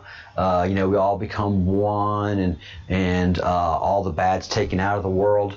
Well, the Q, no, that's not the way the Q operates, and when you go up into those 4th and 5th and 6th densities where evil is taking out and everybody lives in goodness and oneness, gets a little boring. I really like my rugged individuality and individualism. I like helping people out, but I don't want to be dependent upon you, and you be dependent upon me, and all of us have to be equal together. So all of that kind of makes me shy a little bit away from the let's all just move up to that good vibration and just be all good to each other all the time. And the Irish, I mean, to take 3/4 of what it is to be Irish away from people from doing that. So that's why I just don't know if that is going to happen in a very fast time. I think when we finally achieve immortality, which is going to be happening within the next 5 to 10 years, 20 at the latest,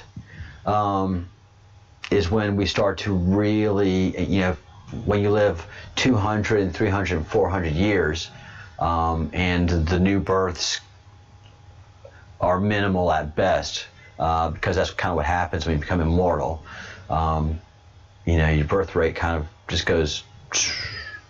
So we just learn over time to live together, but unless that evil is taken out of us, either chemically or through genetic manipulation, we'll be like the gods of old. We'll be like the gods of the Greek gods that were fighting each other, and the Roman gods that were fighting each other, and the gods of Sumer that were fighting each other, which ultimately caused the Creator to reset the earth. Love is God in action, but God's also pretty tough and mean too. So if when you read Exodus in the Old Testament, in the Torah, God's pretty tough. He does a lot of smoting. He does a lot of smiting and smoting and killing off of people. So God, yes, is love. I get you, and there's a whole vibration of that. But then there's also the other side of God. God is, we reflect God, and God reflects us. There's a saying that in everybody, in each of us, there's a little bit of Shiva, which is a god of Indians, and I can say that. I mean, in all of us is a little bit of the Creator, and the Creator has good and evil. Yeah.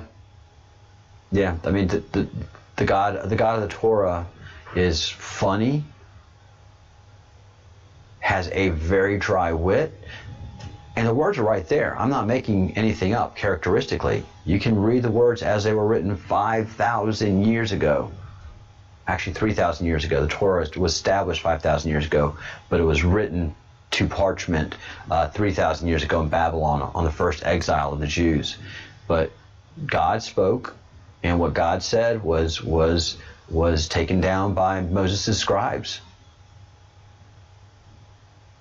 And those words, and the way God speaks in the Torah, and everybody should read Exodus. Everybody should read Exodus. It's a great read. If anything, it's just a great read.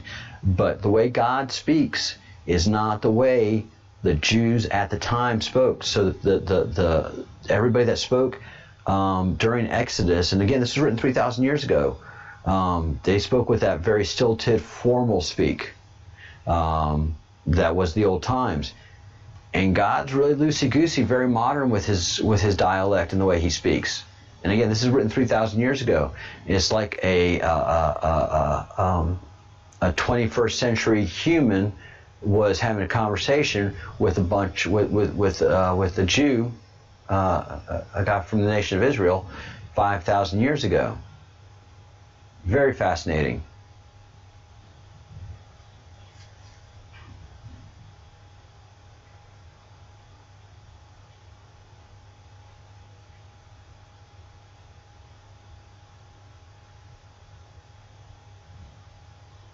Oh yeah, Irish are great people. Yeah, absolutely. They just love to fight. They do. No, they don't love to fight. The Scottish love to fight. The Irish just like to take the mick out of each other. And when I mean fighting, is just picking on each other in a grand scale, in a scale that most countries cannot even compete in. Like if there was the Olympics of taking the mick out of each other, like Irish would win gold forever. They would just be like on that number one. And there would be the American Olympic taking the mick out of each other team, but there would be bronze, silver at the best, because the Scots would be in that bronze, silver category.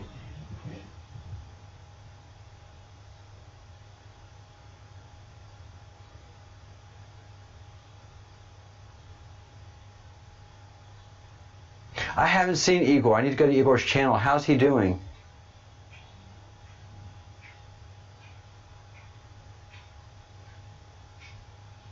Yeah, I've been so busy on my own channel. That's what happens with many of us YouTubers. We become so busy on our own channel that we don't get very active. We lose the activity in other people's channels. But except for Wages World and Tim Pool, those are my two morning treats, and then pick up the rest of the news that's out there. And also, I'm not going to go forward with Patreon, because Patreon is as difficult as Chinese math in trying to establish a community, and it's technically really just poor activity. So I'm going to establish our community to support the Breadcrumbs Project here on YouTube, and YouTube's going to be the central focus of the Breadcrumbs Project community. So starting next week, those of you who want to support the project can join with the join button, which will be highlighted next week. I'm building all that stuff out right now.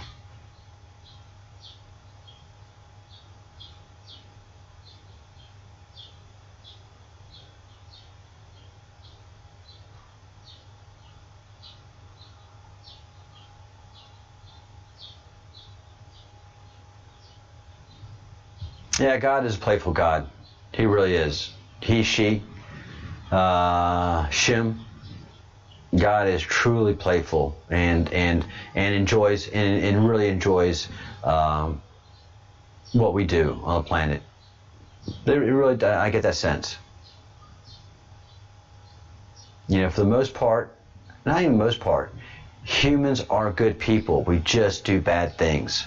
But overall, everybody I've met around the world are just the nicest people in the whole world. I've never been to a country where I've just been like, you guys are just the worst.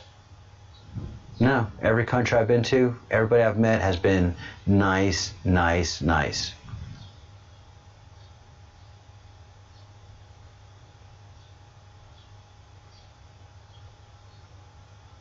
Yeah, Salt. I'd love to go on podcasts, and I'm going to also do a lot more promoting of this community starting next week as well. I just want to get the playlists together, and I want to establish my new structure, which is news and analysis in the morning, and then in-depth discussion in the evening, and going over the QMAP so that we can all look at it and talk about it. And if there's things that we agree about, we agree to it. If there's things we disagree about, we disagree about it.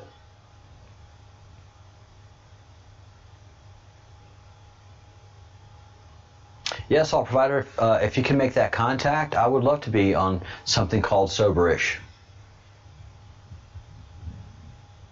I don't ever want to be fully sober. Good Lord, that's terrible.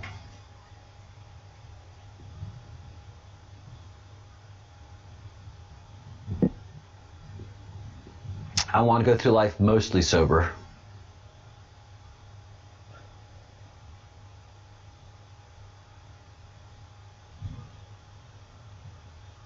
Which reminds me, in 15 minutes it's going to be wine 30, and I'm excited about that.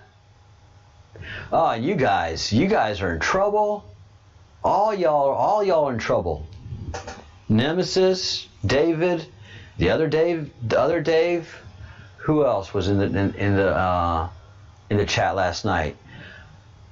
All the information y'all suggested for me to look at, I didn't get to bed till 1:30 in the morning. Doing research. Y'all can't be doing that on me at late at night. Because I was making all the notes last night while we were having our live stream, and then I started, following up on all those notes. You notice I'm not making any notes tonight. Stay up till 1:30 in the morning. You people, you got to be careful with that stuff.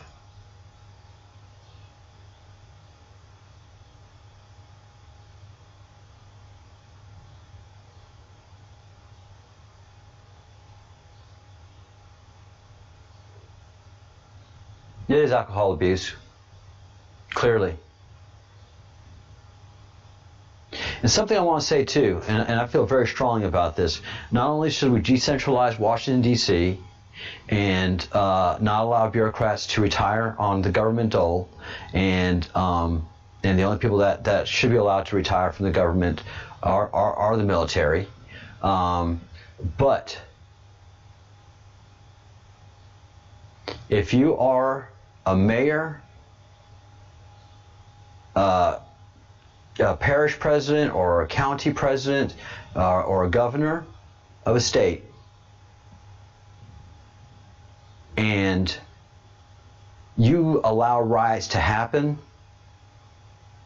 then you, and loss of life and property happen, then you are personally held accountable for that loss in life, because you have shirked your duties that you have risen your hand to serve and protect. So everybody that I don't know if we can do it now, but those governors, those mayors that let this shit go on, they should be held accountable for the murders that happened. They should be prosecuted as supporting and abetting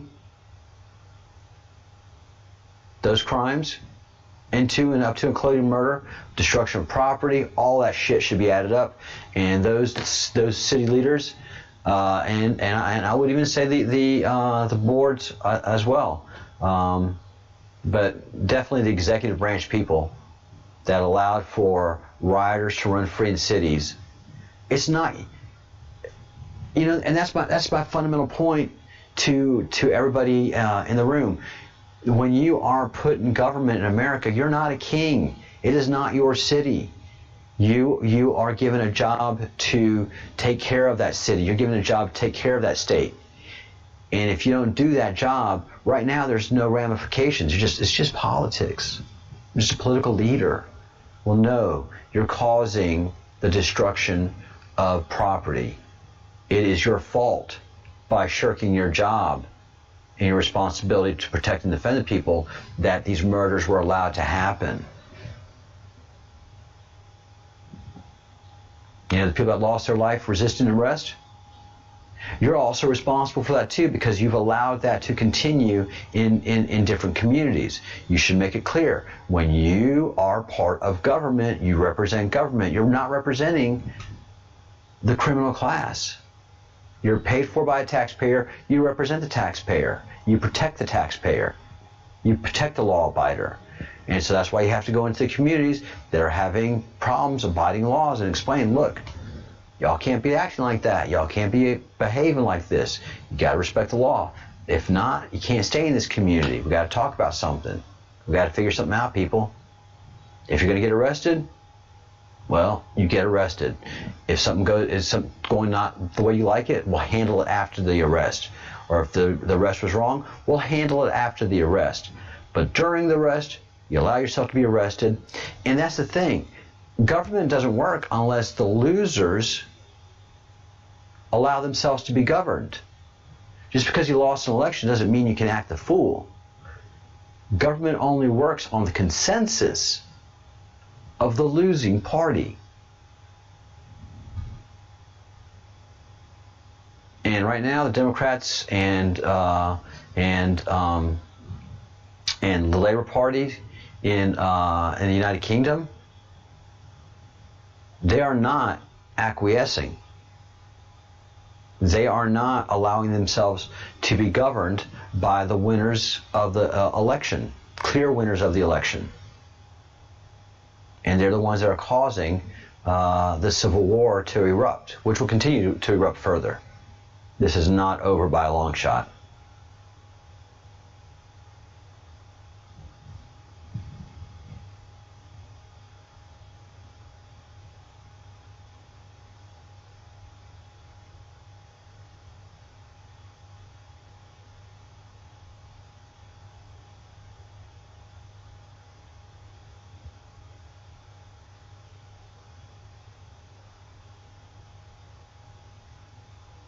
Hey, Nicola, that's beautiful. It's, losing your way isn't bad.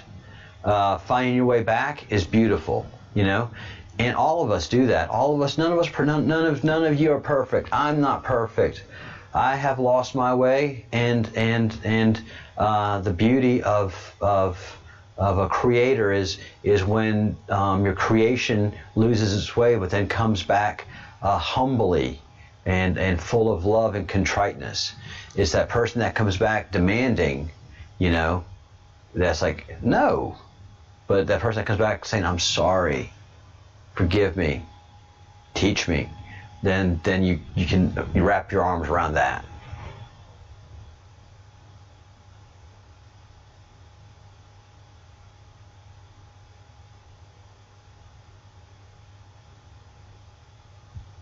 Graham, Sinking in the Rain was not from Mary Poppins. It was from Gene Kelly.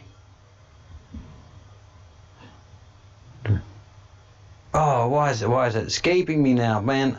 I'm definitely have to get my wine going because I'm definitely having brain blanks. Is it Out of the Town? Hey, Angel, how are you? Thank you for your notes. Hi. Doing great. Guys, what is Singing in the Rain of? What musical is that from? One of my favorites.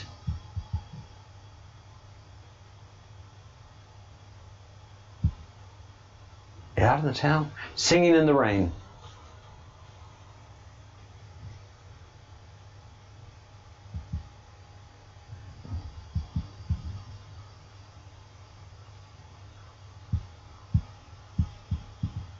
Come on, iPad, stop being silly.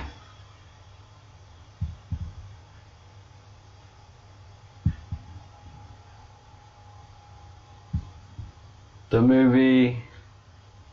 Oh, the movie's name is Singing in the Rain. There you go. That's why I couldn't figure it out, because that is the name of the movie, Singing in the Rain. Oh, it's fantastic. Yeah, and Gene Kelly directed that too. He and Stanley Donen. I mean, that was just so good.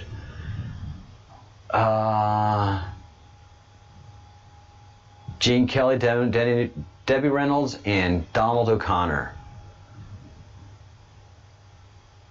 Yeah, Donald O'Connor was just so good. They danced so great together. What a great group. Loved that movie.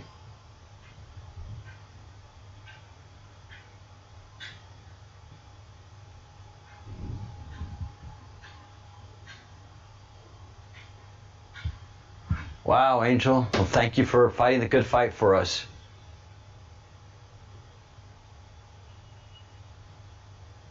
Yes, Kate, it was called Singing in the Rain.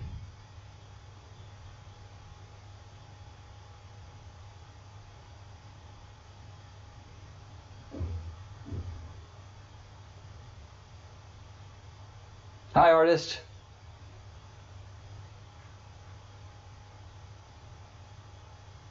I hope you're okay, Angel. Hope everything's all right. Yeah, I saw What Dreams May Come when it came out. That movie really moved me. That was a very moving movie. Robin Williams really took some risks emotionally and spiritually in some of the acting jobs that he did when he was at the top of his game. He was a true talent.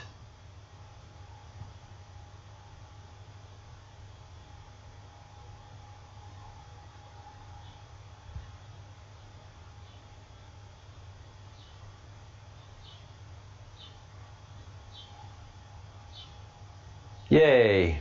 Yeah, it's worth watching again. That movie is has aged so well. And I think it was Out of the Town with Gene Kelly and Frank Sinatra, when Gene Kelly danced with Jerry of Tom and Jerry fame. That's one of the greatest dance routines ever.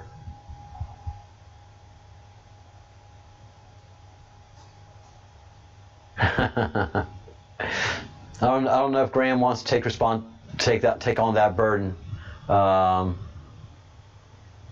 Epic.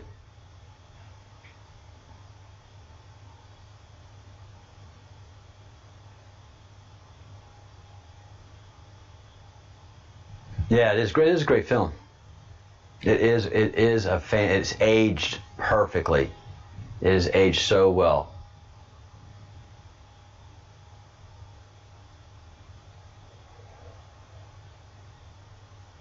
I thought so, Graham. It can get heavy. Yeah.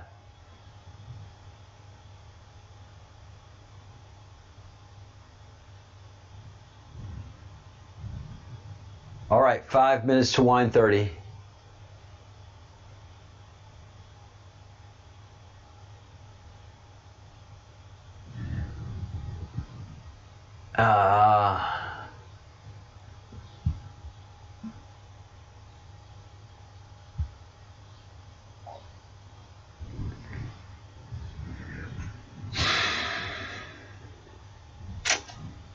Hey Graham, I saw you in the dungeon the other night.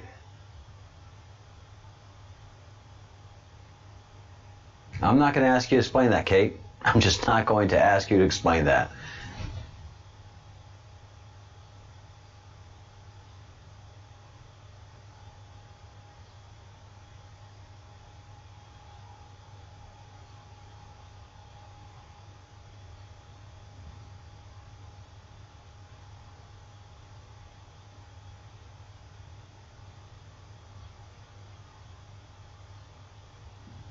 Oh, gotcha. Angry Catfish. I haven't checked Angry Catfish out yet either.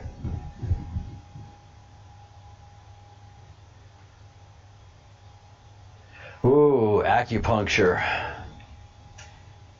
I would say enjoy it. And it's not bad, but if you're going to acupuncture, there's pain that... I'm sorry you got to go endure that. I'm sorry. I'm glad acupuncture's there for you, actually. And I'm sorry you can't indulge in the wine 30.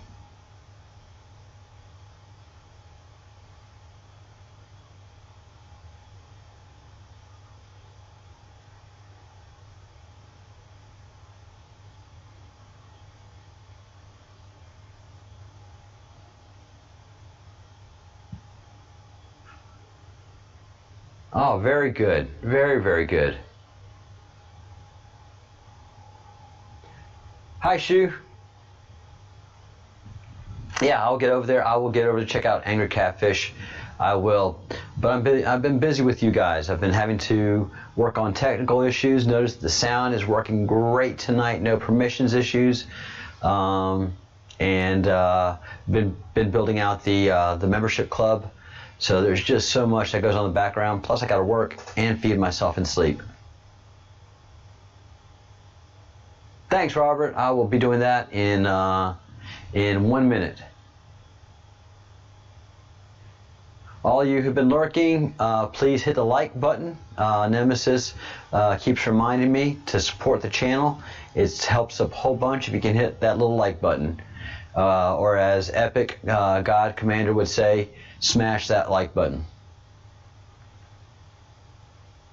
Yeah, I am partial to food and sleep. 49, 48, 47. Oh yeah, it's ticking down right there. And 3, 2, 1. All right, I am going to put you guys in this for a little while, and I will be right back with a bottle of something.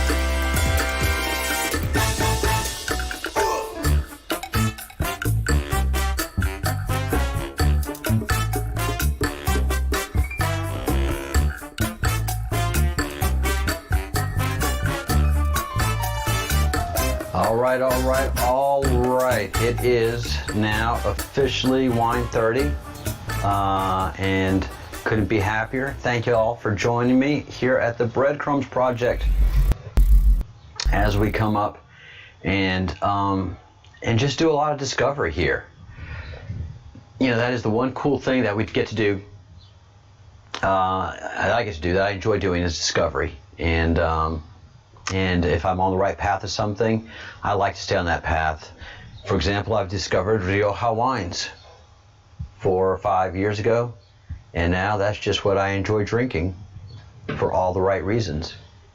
And I'm Basque, so it's good for my blood. Yay, I'm glad cha-cha-cha lifts your energy. That is great. So we're going to stay on the discovery process of the queue and pick that up tomorrow. And going around the queue and then going into the queue circle tomorrow. Or at least try to start going into the queue circle. And not figure out who the queue is. Because I don't think that is possible. I don't think there is one queue. I don't think it's one operation. I think QAnon is one thing, but I think this whole deep state Q thing is a little bit spiritual and a little political and a little shamanistic. So there's a lot to the Q. It's not just one thing. It's an amalgamation of ideas. It's an amalgamation of history. It's an amalgamation of facts, and it all points to a great awakening. So I think the beauty of the Q is that it is decentralized.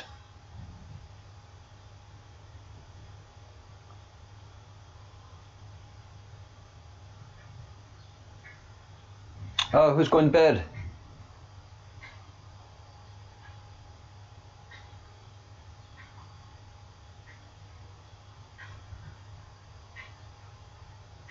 Romo clock. It is. It is Romo clock always. Thank you so much, Angel. Yeah, and Angel was one of the people that said she missed the wine toast. So the order of the cat bowl is here. The Lord of the cat bowl is present, and a toast is coming your way, my dear and abiding group of fellow members and fellows of the crumb. So again, a great day of discovery, great day of conversation. So many new ideas expressed in the group, so many things that we get to talk about, and I get to put my 2 cents in. I really want to stay focused on the truth and bringing out every truth that we can. And of course there's going to be misinformation and some incorrect stuff that filters through the process. But when you make sausage, I mean, that's what's going to happen. So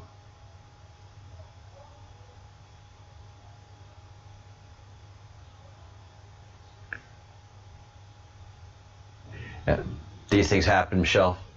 I don't know how to do it either, but Epic does. So we've had a great day of discovery, a great day of hard work. Literally, the channel has been working since I woke up this morning until I go to bed tonight. So we keep the action going. We keep the information moving. We keep the chat room open so that the information flows. To me, as long as the channel is open,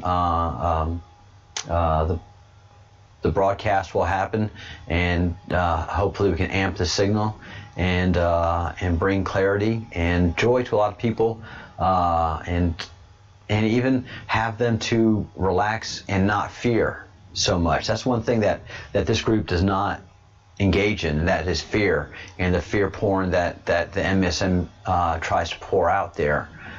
We are very grounded in truth, and when you're grounded in truth, that means that fear and panic is not going to get you. You're going to think about things. Then maybe fear and panic, If I'm on top of an 18-story building, I'm fearing and panicking. I don't like them heights.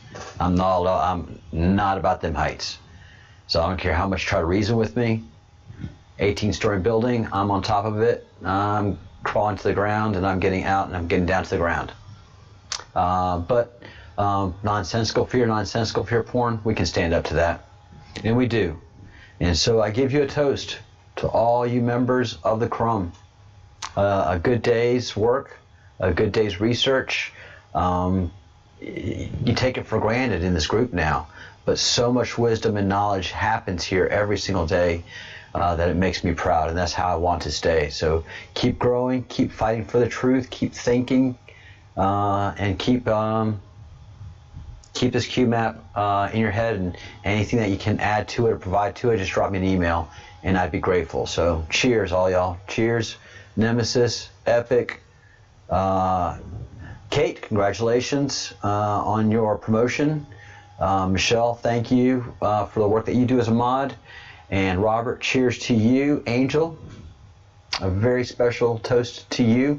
And thank you for all that you do with us and being part of our group. Everybody, cheers. Oh, Robert, to you as well. Nicola, to you. Thank you for getting up early this morning and being with us. And David, thank you to you. And a very special thank you to you, David. Didn't mean to call you out earlier. And thank you for being a good sport about it. Barbara, to you too. Sorry, I didn't take a sip yet. Cheers, toast. It's still good and proper.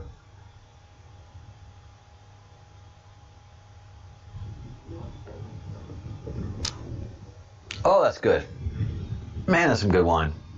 Oh. Rioja makes some good wines, y'all. Not gonna lie.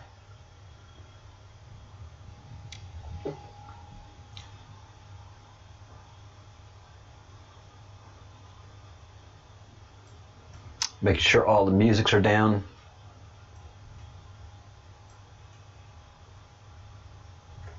And let me check sound real quick. Yep, everything's good. All right.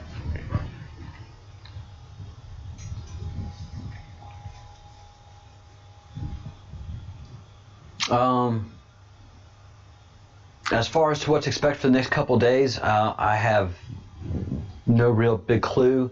The weather's still real weird. The sun is not as bright as it was for the last month and a half. And Angel, can you take note tomorrow as to where the sun is in reference to where it was when you first noticed the movement 3 months ago? Because I think the sun has started to move quickly in its regular direction, and it's about back to its normal brightness. Interestingly enough, so we're probably going to, and I'll probably ask Fitzsimmons in about a month to do another reading on the sun and see where it is. But right now, it's clearly 6 degrees off, and that's what I've been saying. And we have mathematical proof to do that, to say that, Angel. And you weren't in the chat room last night, but if you go to our Facebook page, the Breadcrumbs Project, Fitzsimmons did a full-on calculation of the sun and where it is in reference to true magnetic north, and especially having to do with the solstice yesterday, and he measured a good 6 degrees of separation to where the sun is right now as to where it should be.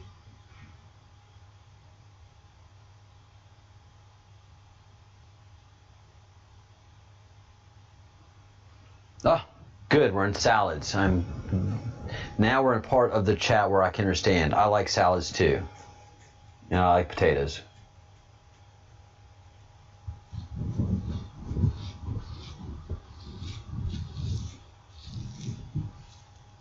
Good Lord, we have a bunch of farmers in the subscriber field base. Look at that. Holy free holies, guys.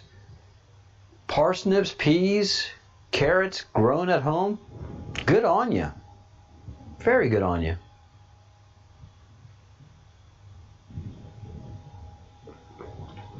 Yeah, but again, my confidence is strong that although things are happening, we have spaceships flying in and out of the sun. We may have the whole Pleiadian fleet behind the moon. Everything is under control as far as any of the space related characters that we have to deal with. All of that is,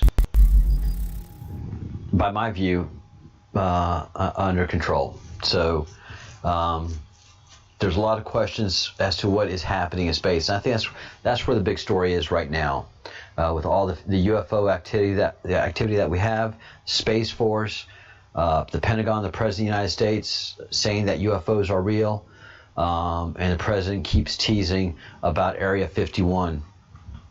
And I just, if anything, there may be a space event happening, but that's about the most of it.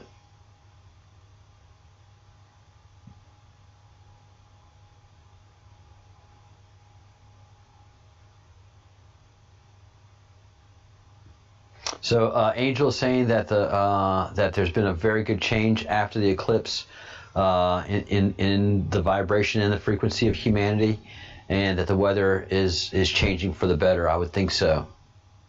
The weather is still weird here, still really weird. I have the weirdest fog off the coast right now.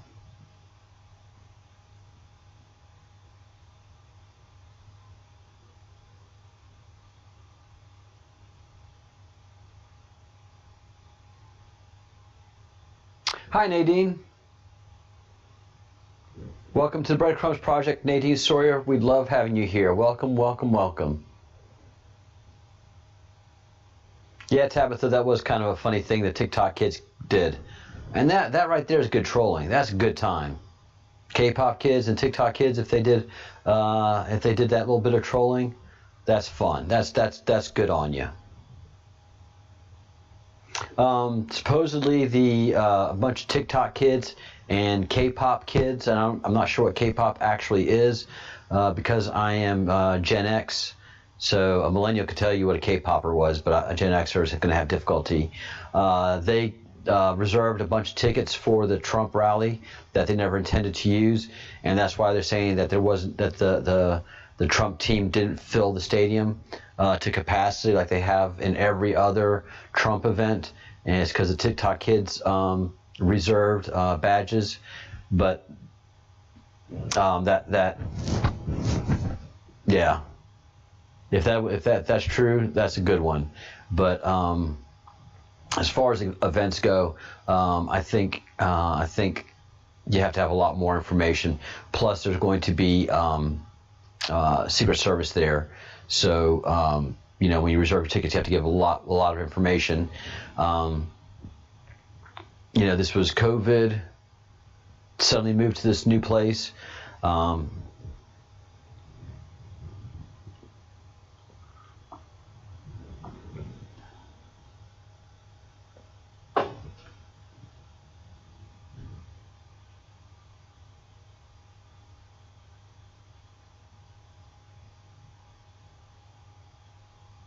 Bye, Allie. Thank you so much. You want to have a very well painted bathroom for the apocalypse.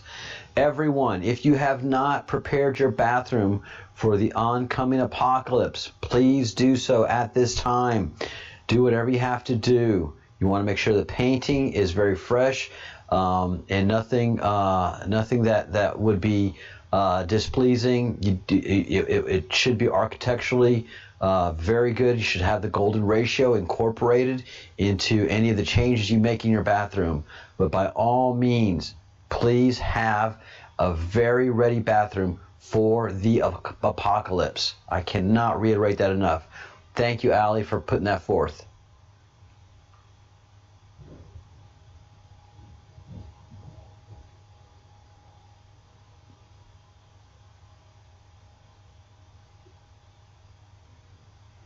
Oh, Nadine, you have missed quite a lot. Let's see. You've missed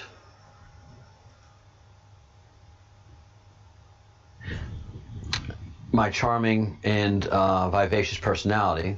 That much you missed. And This stream has been going on for 2 hours and 30 minutes.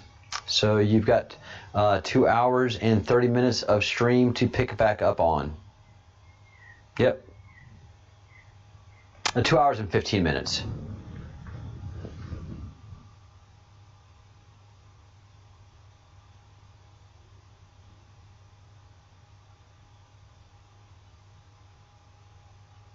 Oh, very good, Angel. Thank you.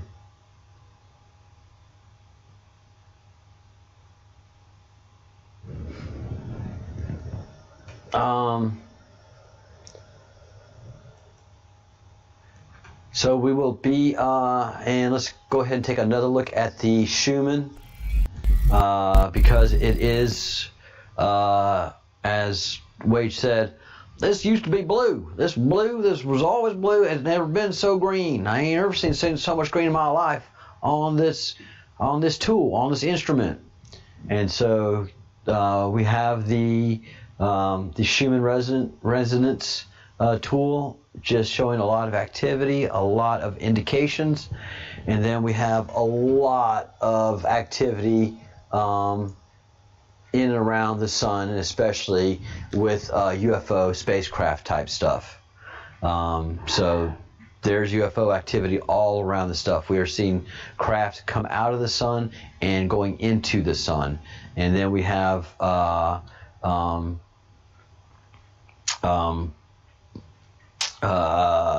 exhaust tails like this that was picked up by a NASA satellite this morning, last night.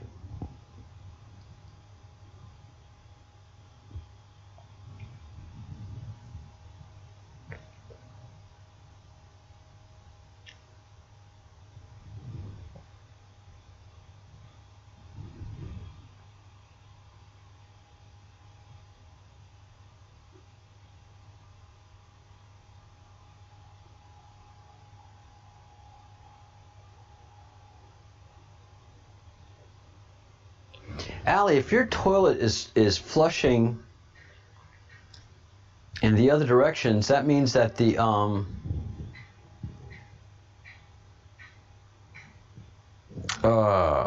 it's not cavitation.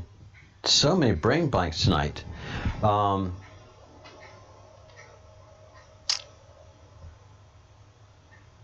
What is it? Which controls the swirly bit of the Earth?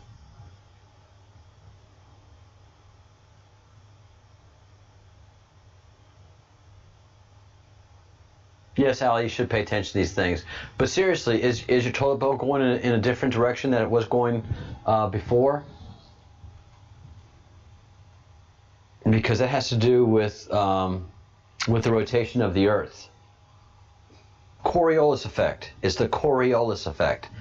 Yay, brain! Thank you, thank you, thank you. I knew I needed a little bit of wine to pick up those dropped words.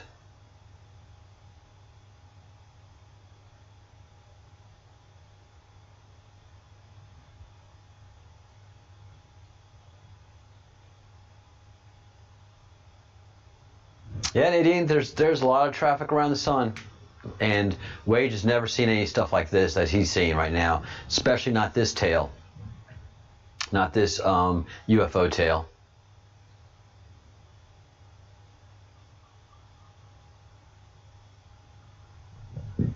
Yes, we're being serious, Tabitha, very, very serious. And don't call me Shirley. Cheers, guys. Thank you for a great night.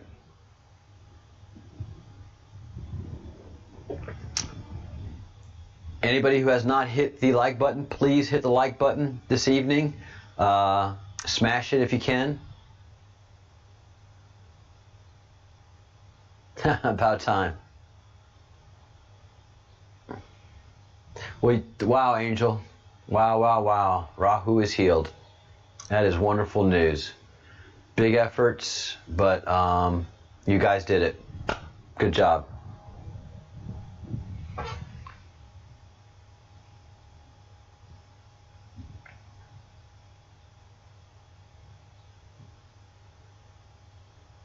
Buenas noches, buenas noches, buenas, buenas, buenas, buenas noches. Yeah, here in Spain they don't start going to bed around 1 o'clock in the morning. I still keep my American times. Some person likes to get to bed about 9 or 10. Of course, you guys keep me up way too late as it is. But most of my friends here in town, they're heading to bed about midnight, 1 o'clock in the morning. Most folks here in town don't wake up till around 9 or 10 o'clock in the morning anyway. So people have to work the cafes and go fishing. They have to get up early. The fishermen do. I mean, they're up at 3 o'clock in the morning, so they go to bed at 4 or 5 in the afternoon. But everybody else, Spain sleeps in late.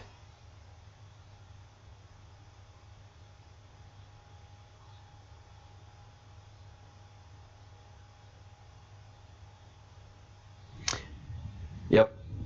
Yeah, Spain is different. Spain and Italy are just their own thing. And early on in the whole EU coming together, like when the EU started as it started simply as a way to not have tariffs and to allow the free trade of people between the countries of Europe. You know, people moving to other countries and just freely be able to do that. That really didn't. That wasn't the way the whole EU started. It was just, we're in the same block. Let us just, move freely amongst each other, not thinking to move to another country. And then when it started becoming a project to be like the United States, that's where the EU just it took its approach to failure, and quickly, because the north of Europe is not going to be like the south of Europe, and they're not going to get along physically at all. Financially speaking, they're not going to get along. And that's one of the very interesting things about Great Britain. They are different people in different countries in that country, but they're all the same way about the pound. Just about everybody I know in Great Britain is very conscious of money, and there's a lot of foolishness that happens. But when it comes to talking about the pound and the money, everybody in Great Britain pretty much sings the same song. Not here in Europe, not on mainland Europe. Spain does not look at money the same way that Denmark or the Dutch look at money. Thank you, Angel. Thank you so much. I want to be part of that healing process. Very much. And America has, it's a capitalist country. So America doesn't mind working hard and paying taxes and reaping rewards. And that's just throughout all of America. And that's what America has that's in common, is the hard work. As far as revenue and handling money and all that kind of stuff, we like to borrow money. We are a borrowing country. We are a country of borrowers and bankers. And that's not good, but we function like that. That's how our government works, and we agree to it. Again, Italy, Spain, France, the Swiss, they look at their budgets way differently. Each country looks at their budget way differently, and that's why they can't come to an agreement on a budget right now. Without Great Britain in the mix, all of their budgets are looking very, very rough.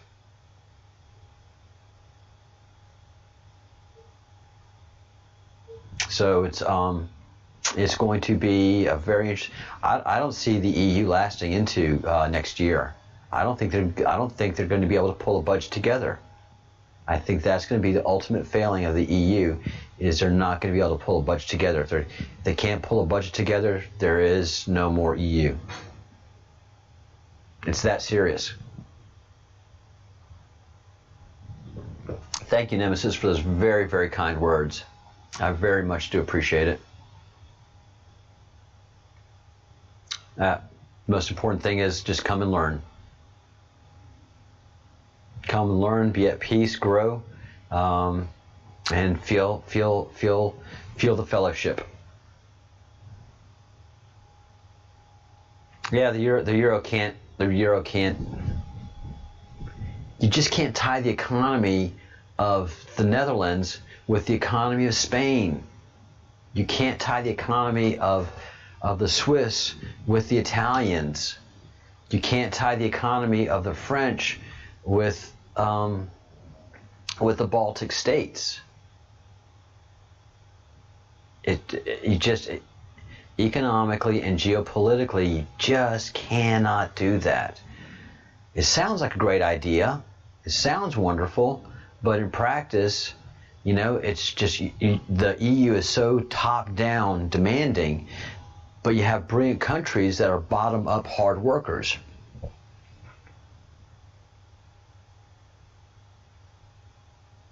Yes, the Fellowship of the Crumbs to all you guys.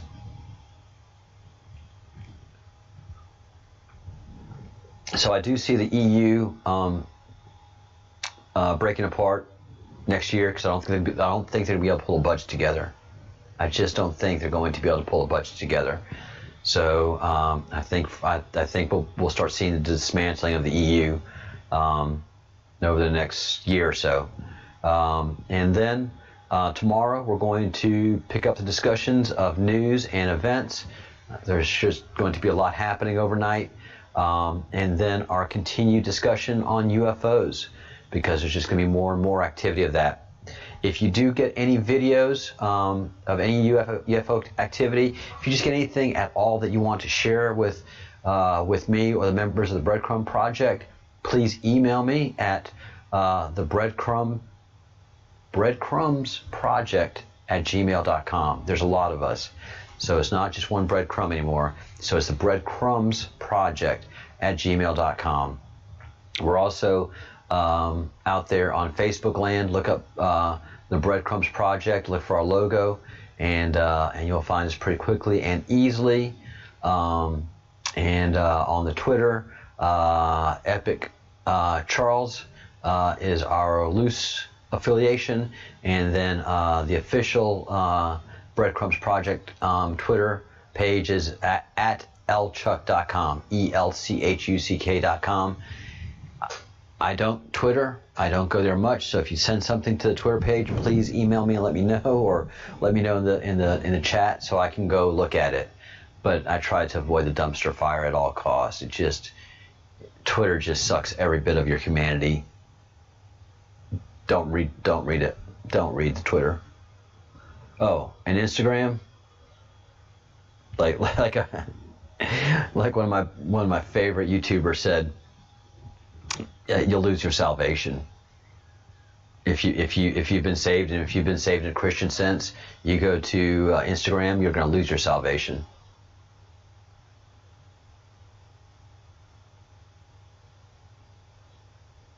Yep, good riddance to the euro. Oh, the euro has been a disaster for Spain. The euro has been an absolute disaster for Spain.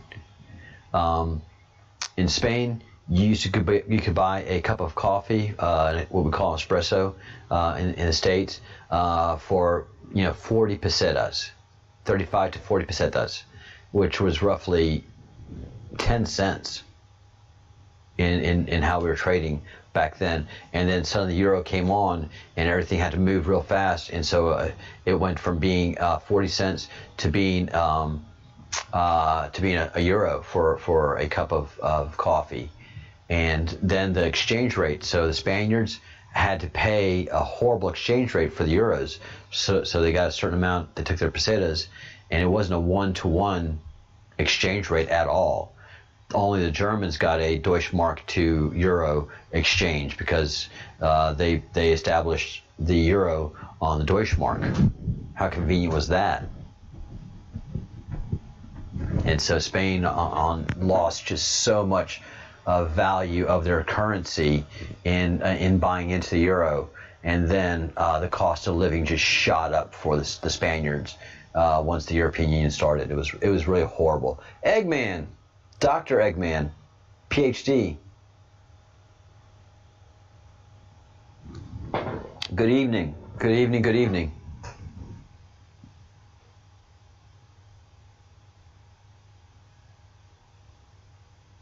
We were just talking about the demise of the despised European Union and the despised euro.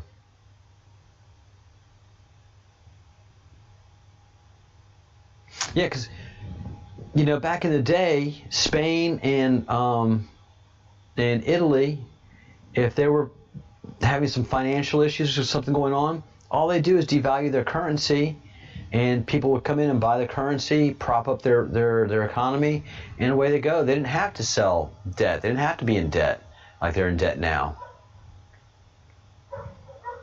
Yeah, I mean, Spain and Italy are so in debt to the euro that it just doesn't even make sense anymore. And they didn't have to be in debt. All they had to do was devalue their currency, play the markets, and they would be in good shape. Especially because they're a tourism-based economy.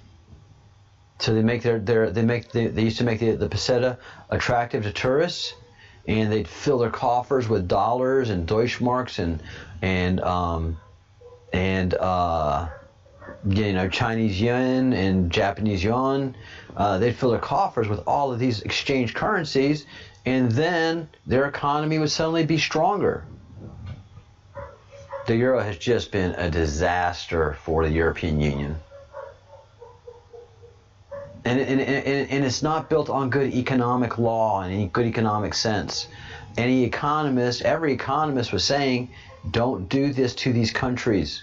Do not tie the economy of Spain, Italy, and France to the economies of Germany, Switzerland, the Netherlands, and Denmark. You cannot do that. Those countries all operate in different ways and have different bases for their economies. You're not going to find synergy in these groups together. They do very good as independent nations, and they function very well within their nation group states. But tying them together, you're just going to create an animosity. You're going to make the South mad at the North and North mad at the South.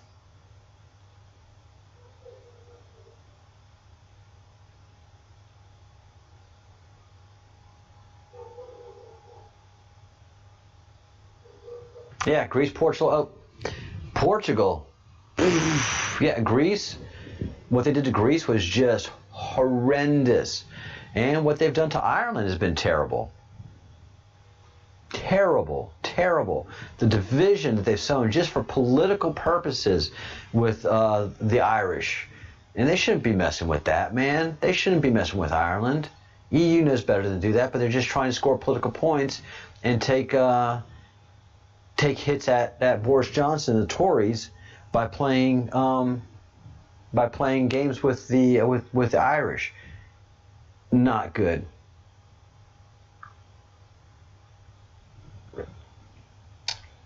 Not good.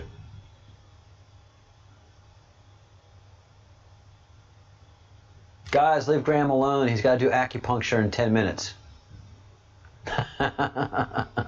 You're stressing him out. Don't stress Graham out. He's got acupuncture, people.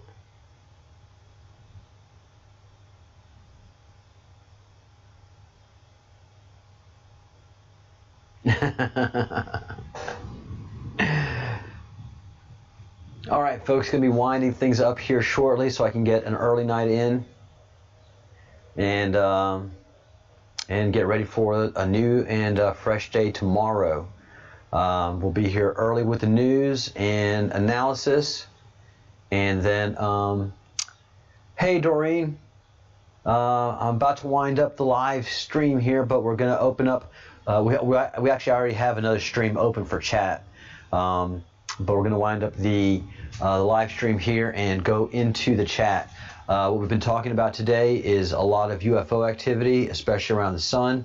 This is just one UFO that we picked up today, and there was a similar one day before yesterday around the sun. The sun should not have unidentified flying objects going around it, and yet it does. So that is part of our investigations going on, and I'm about to end this live stream. It'll spool into its own video if you want to catch up on some of the other things that we've talked about.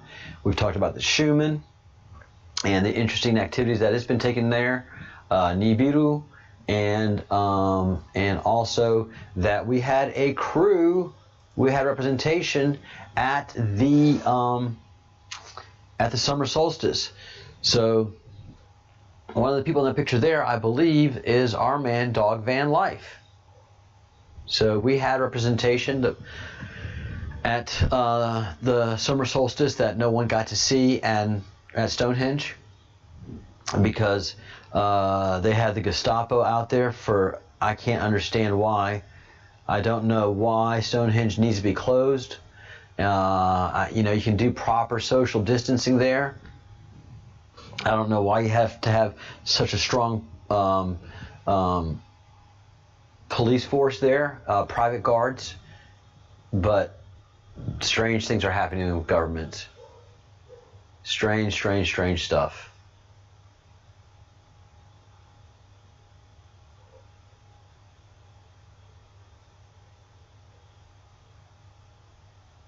Where, Doreen?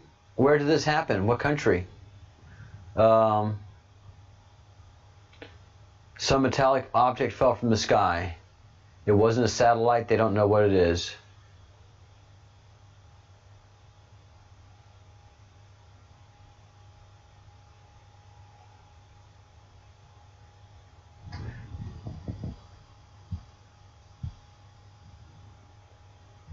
A new structure close to Stonehenge, Eggman?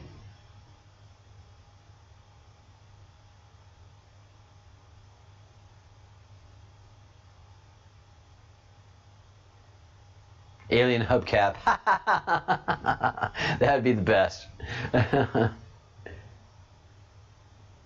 a new circle 2 miles wide. Wow, interesting times we are in. Interesting times.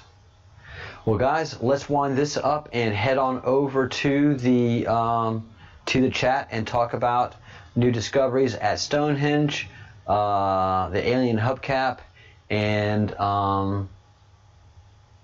if we have a new Stargate or portal here on land. Obviously, the sun is a Stargate of some kind, and yeah, things just keep on getting more and more interesting. And as Graham Hancock says, stuff just keeps getting older and older. And like I say,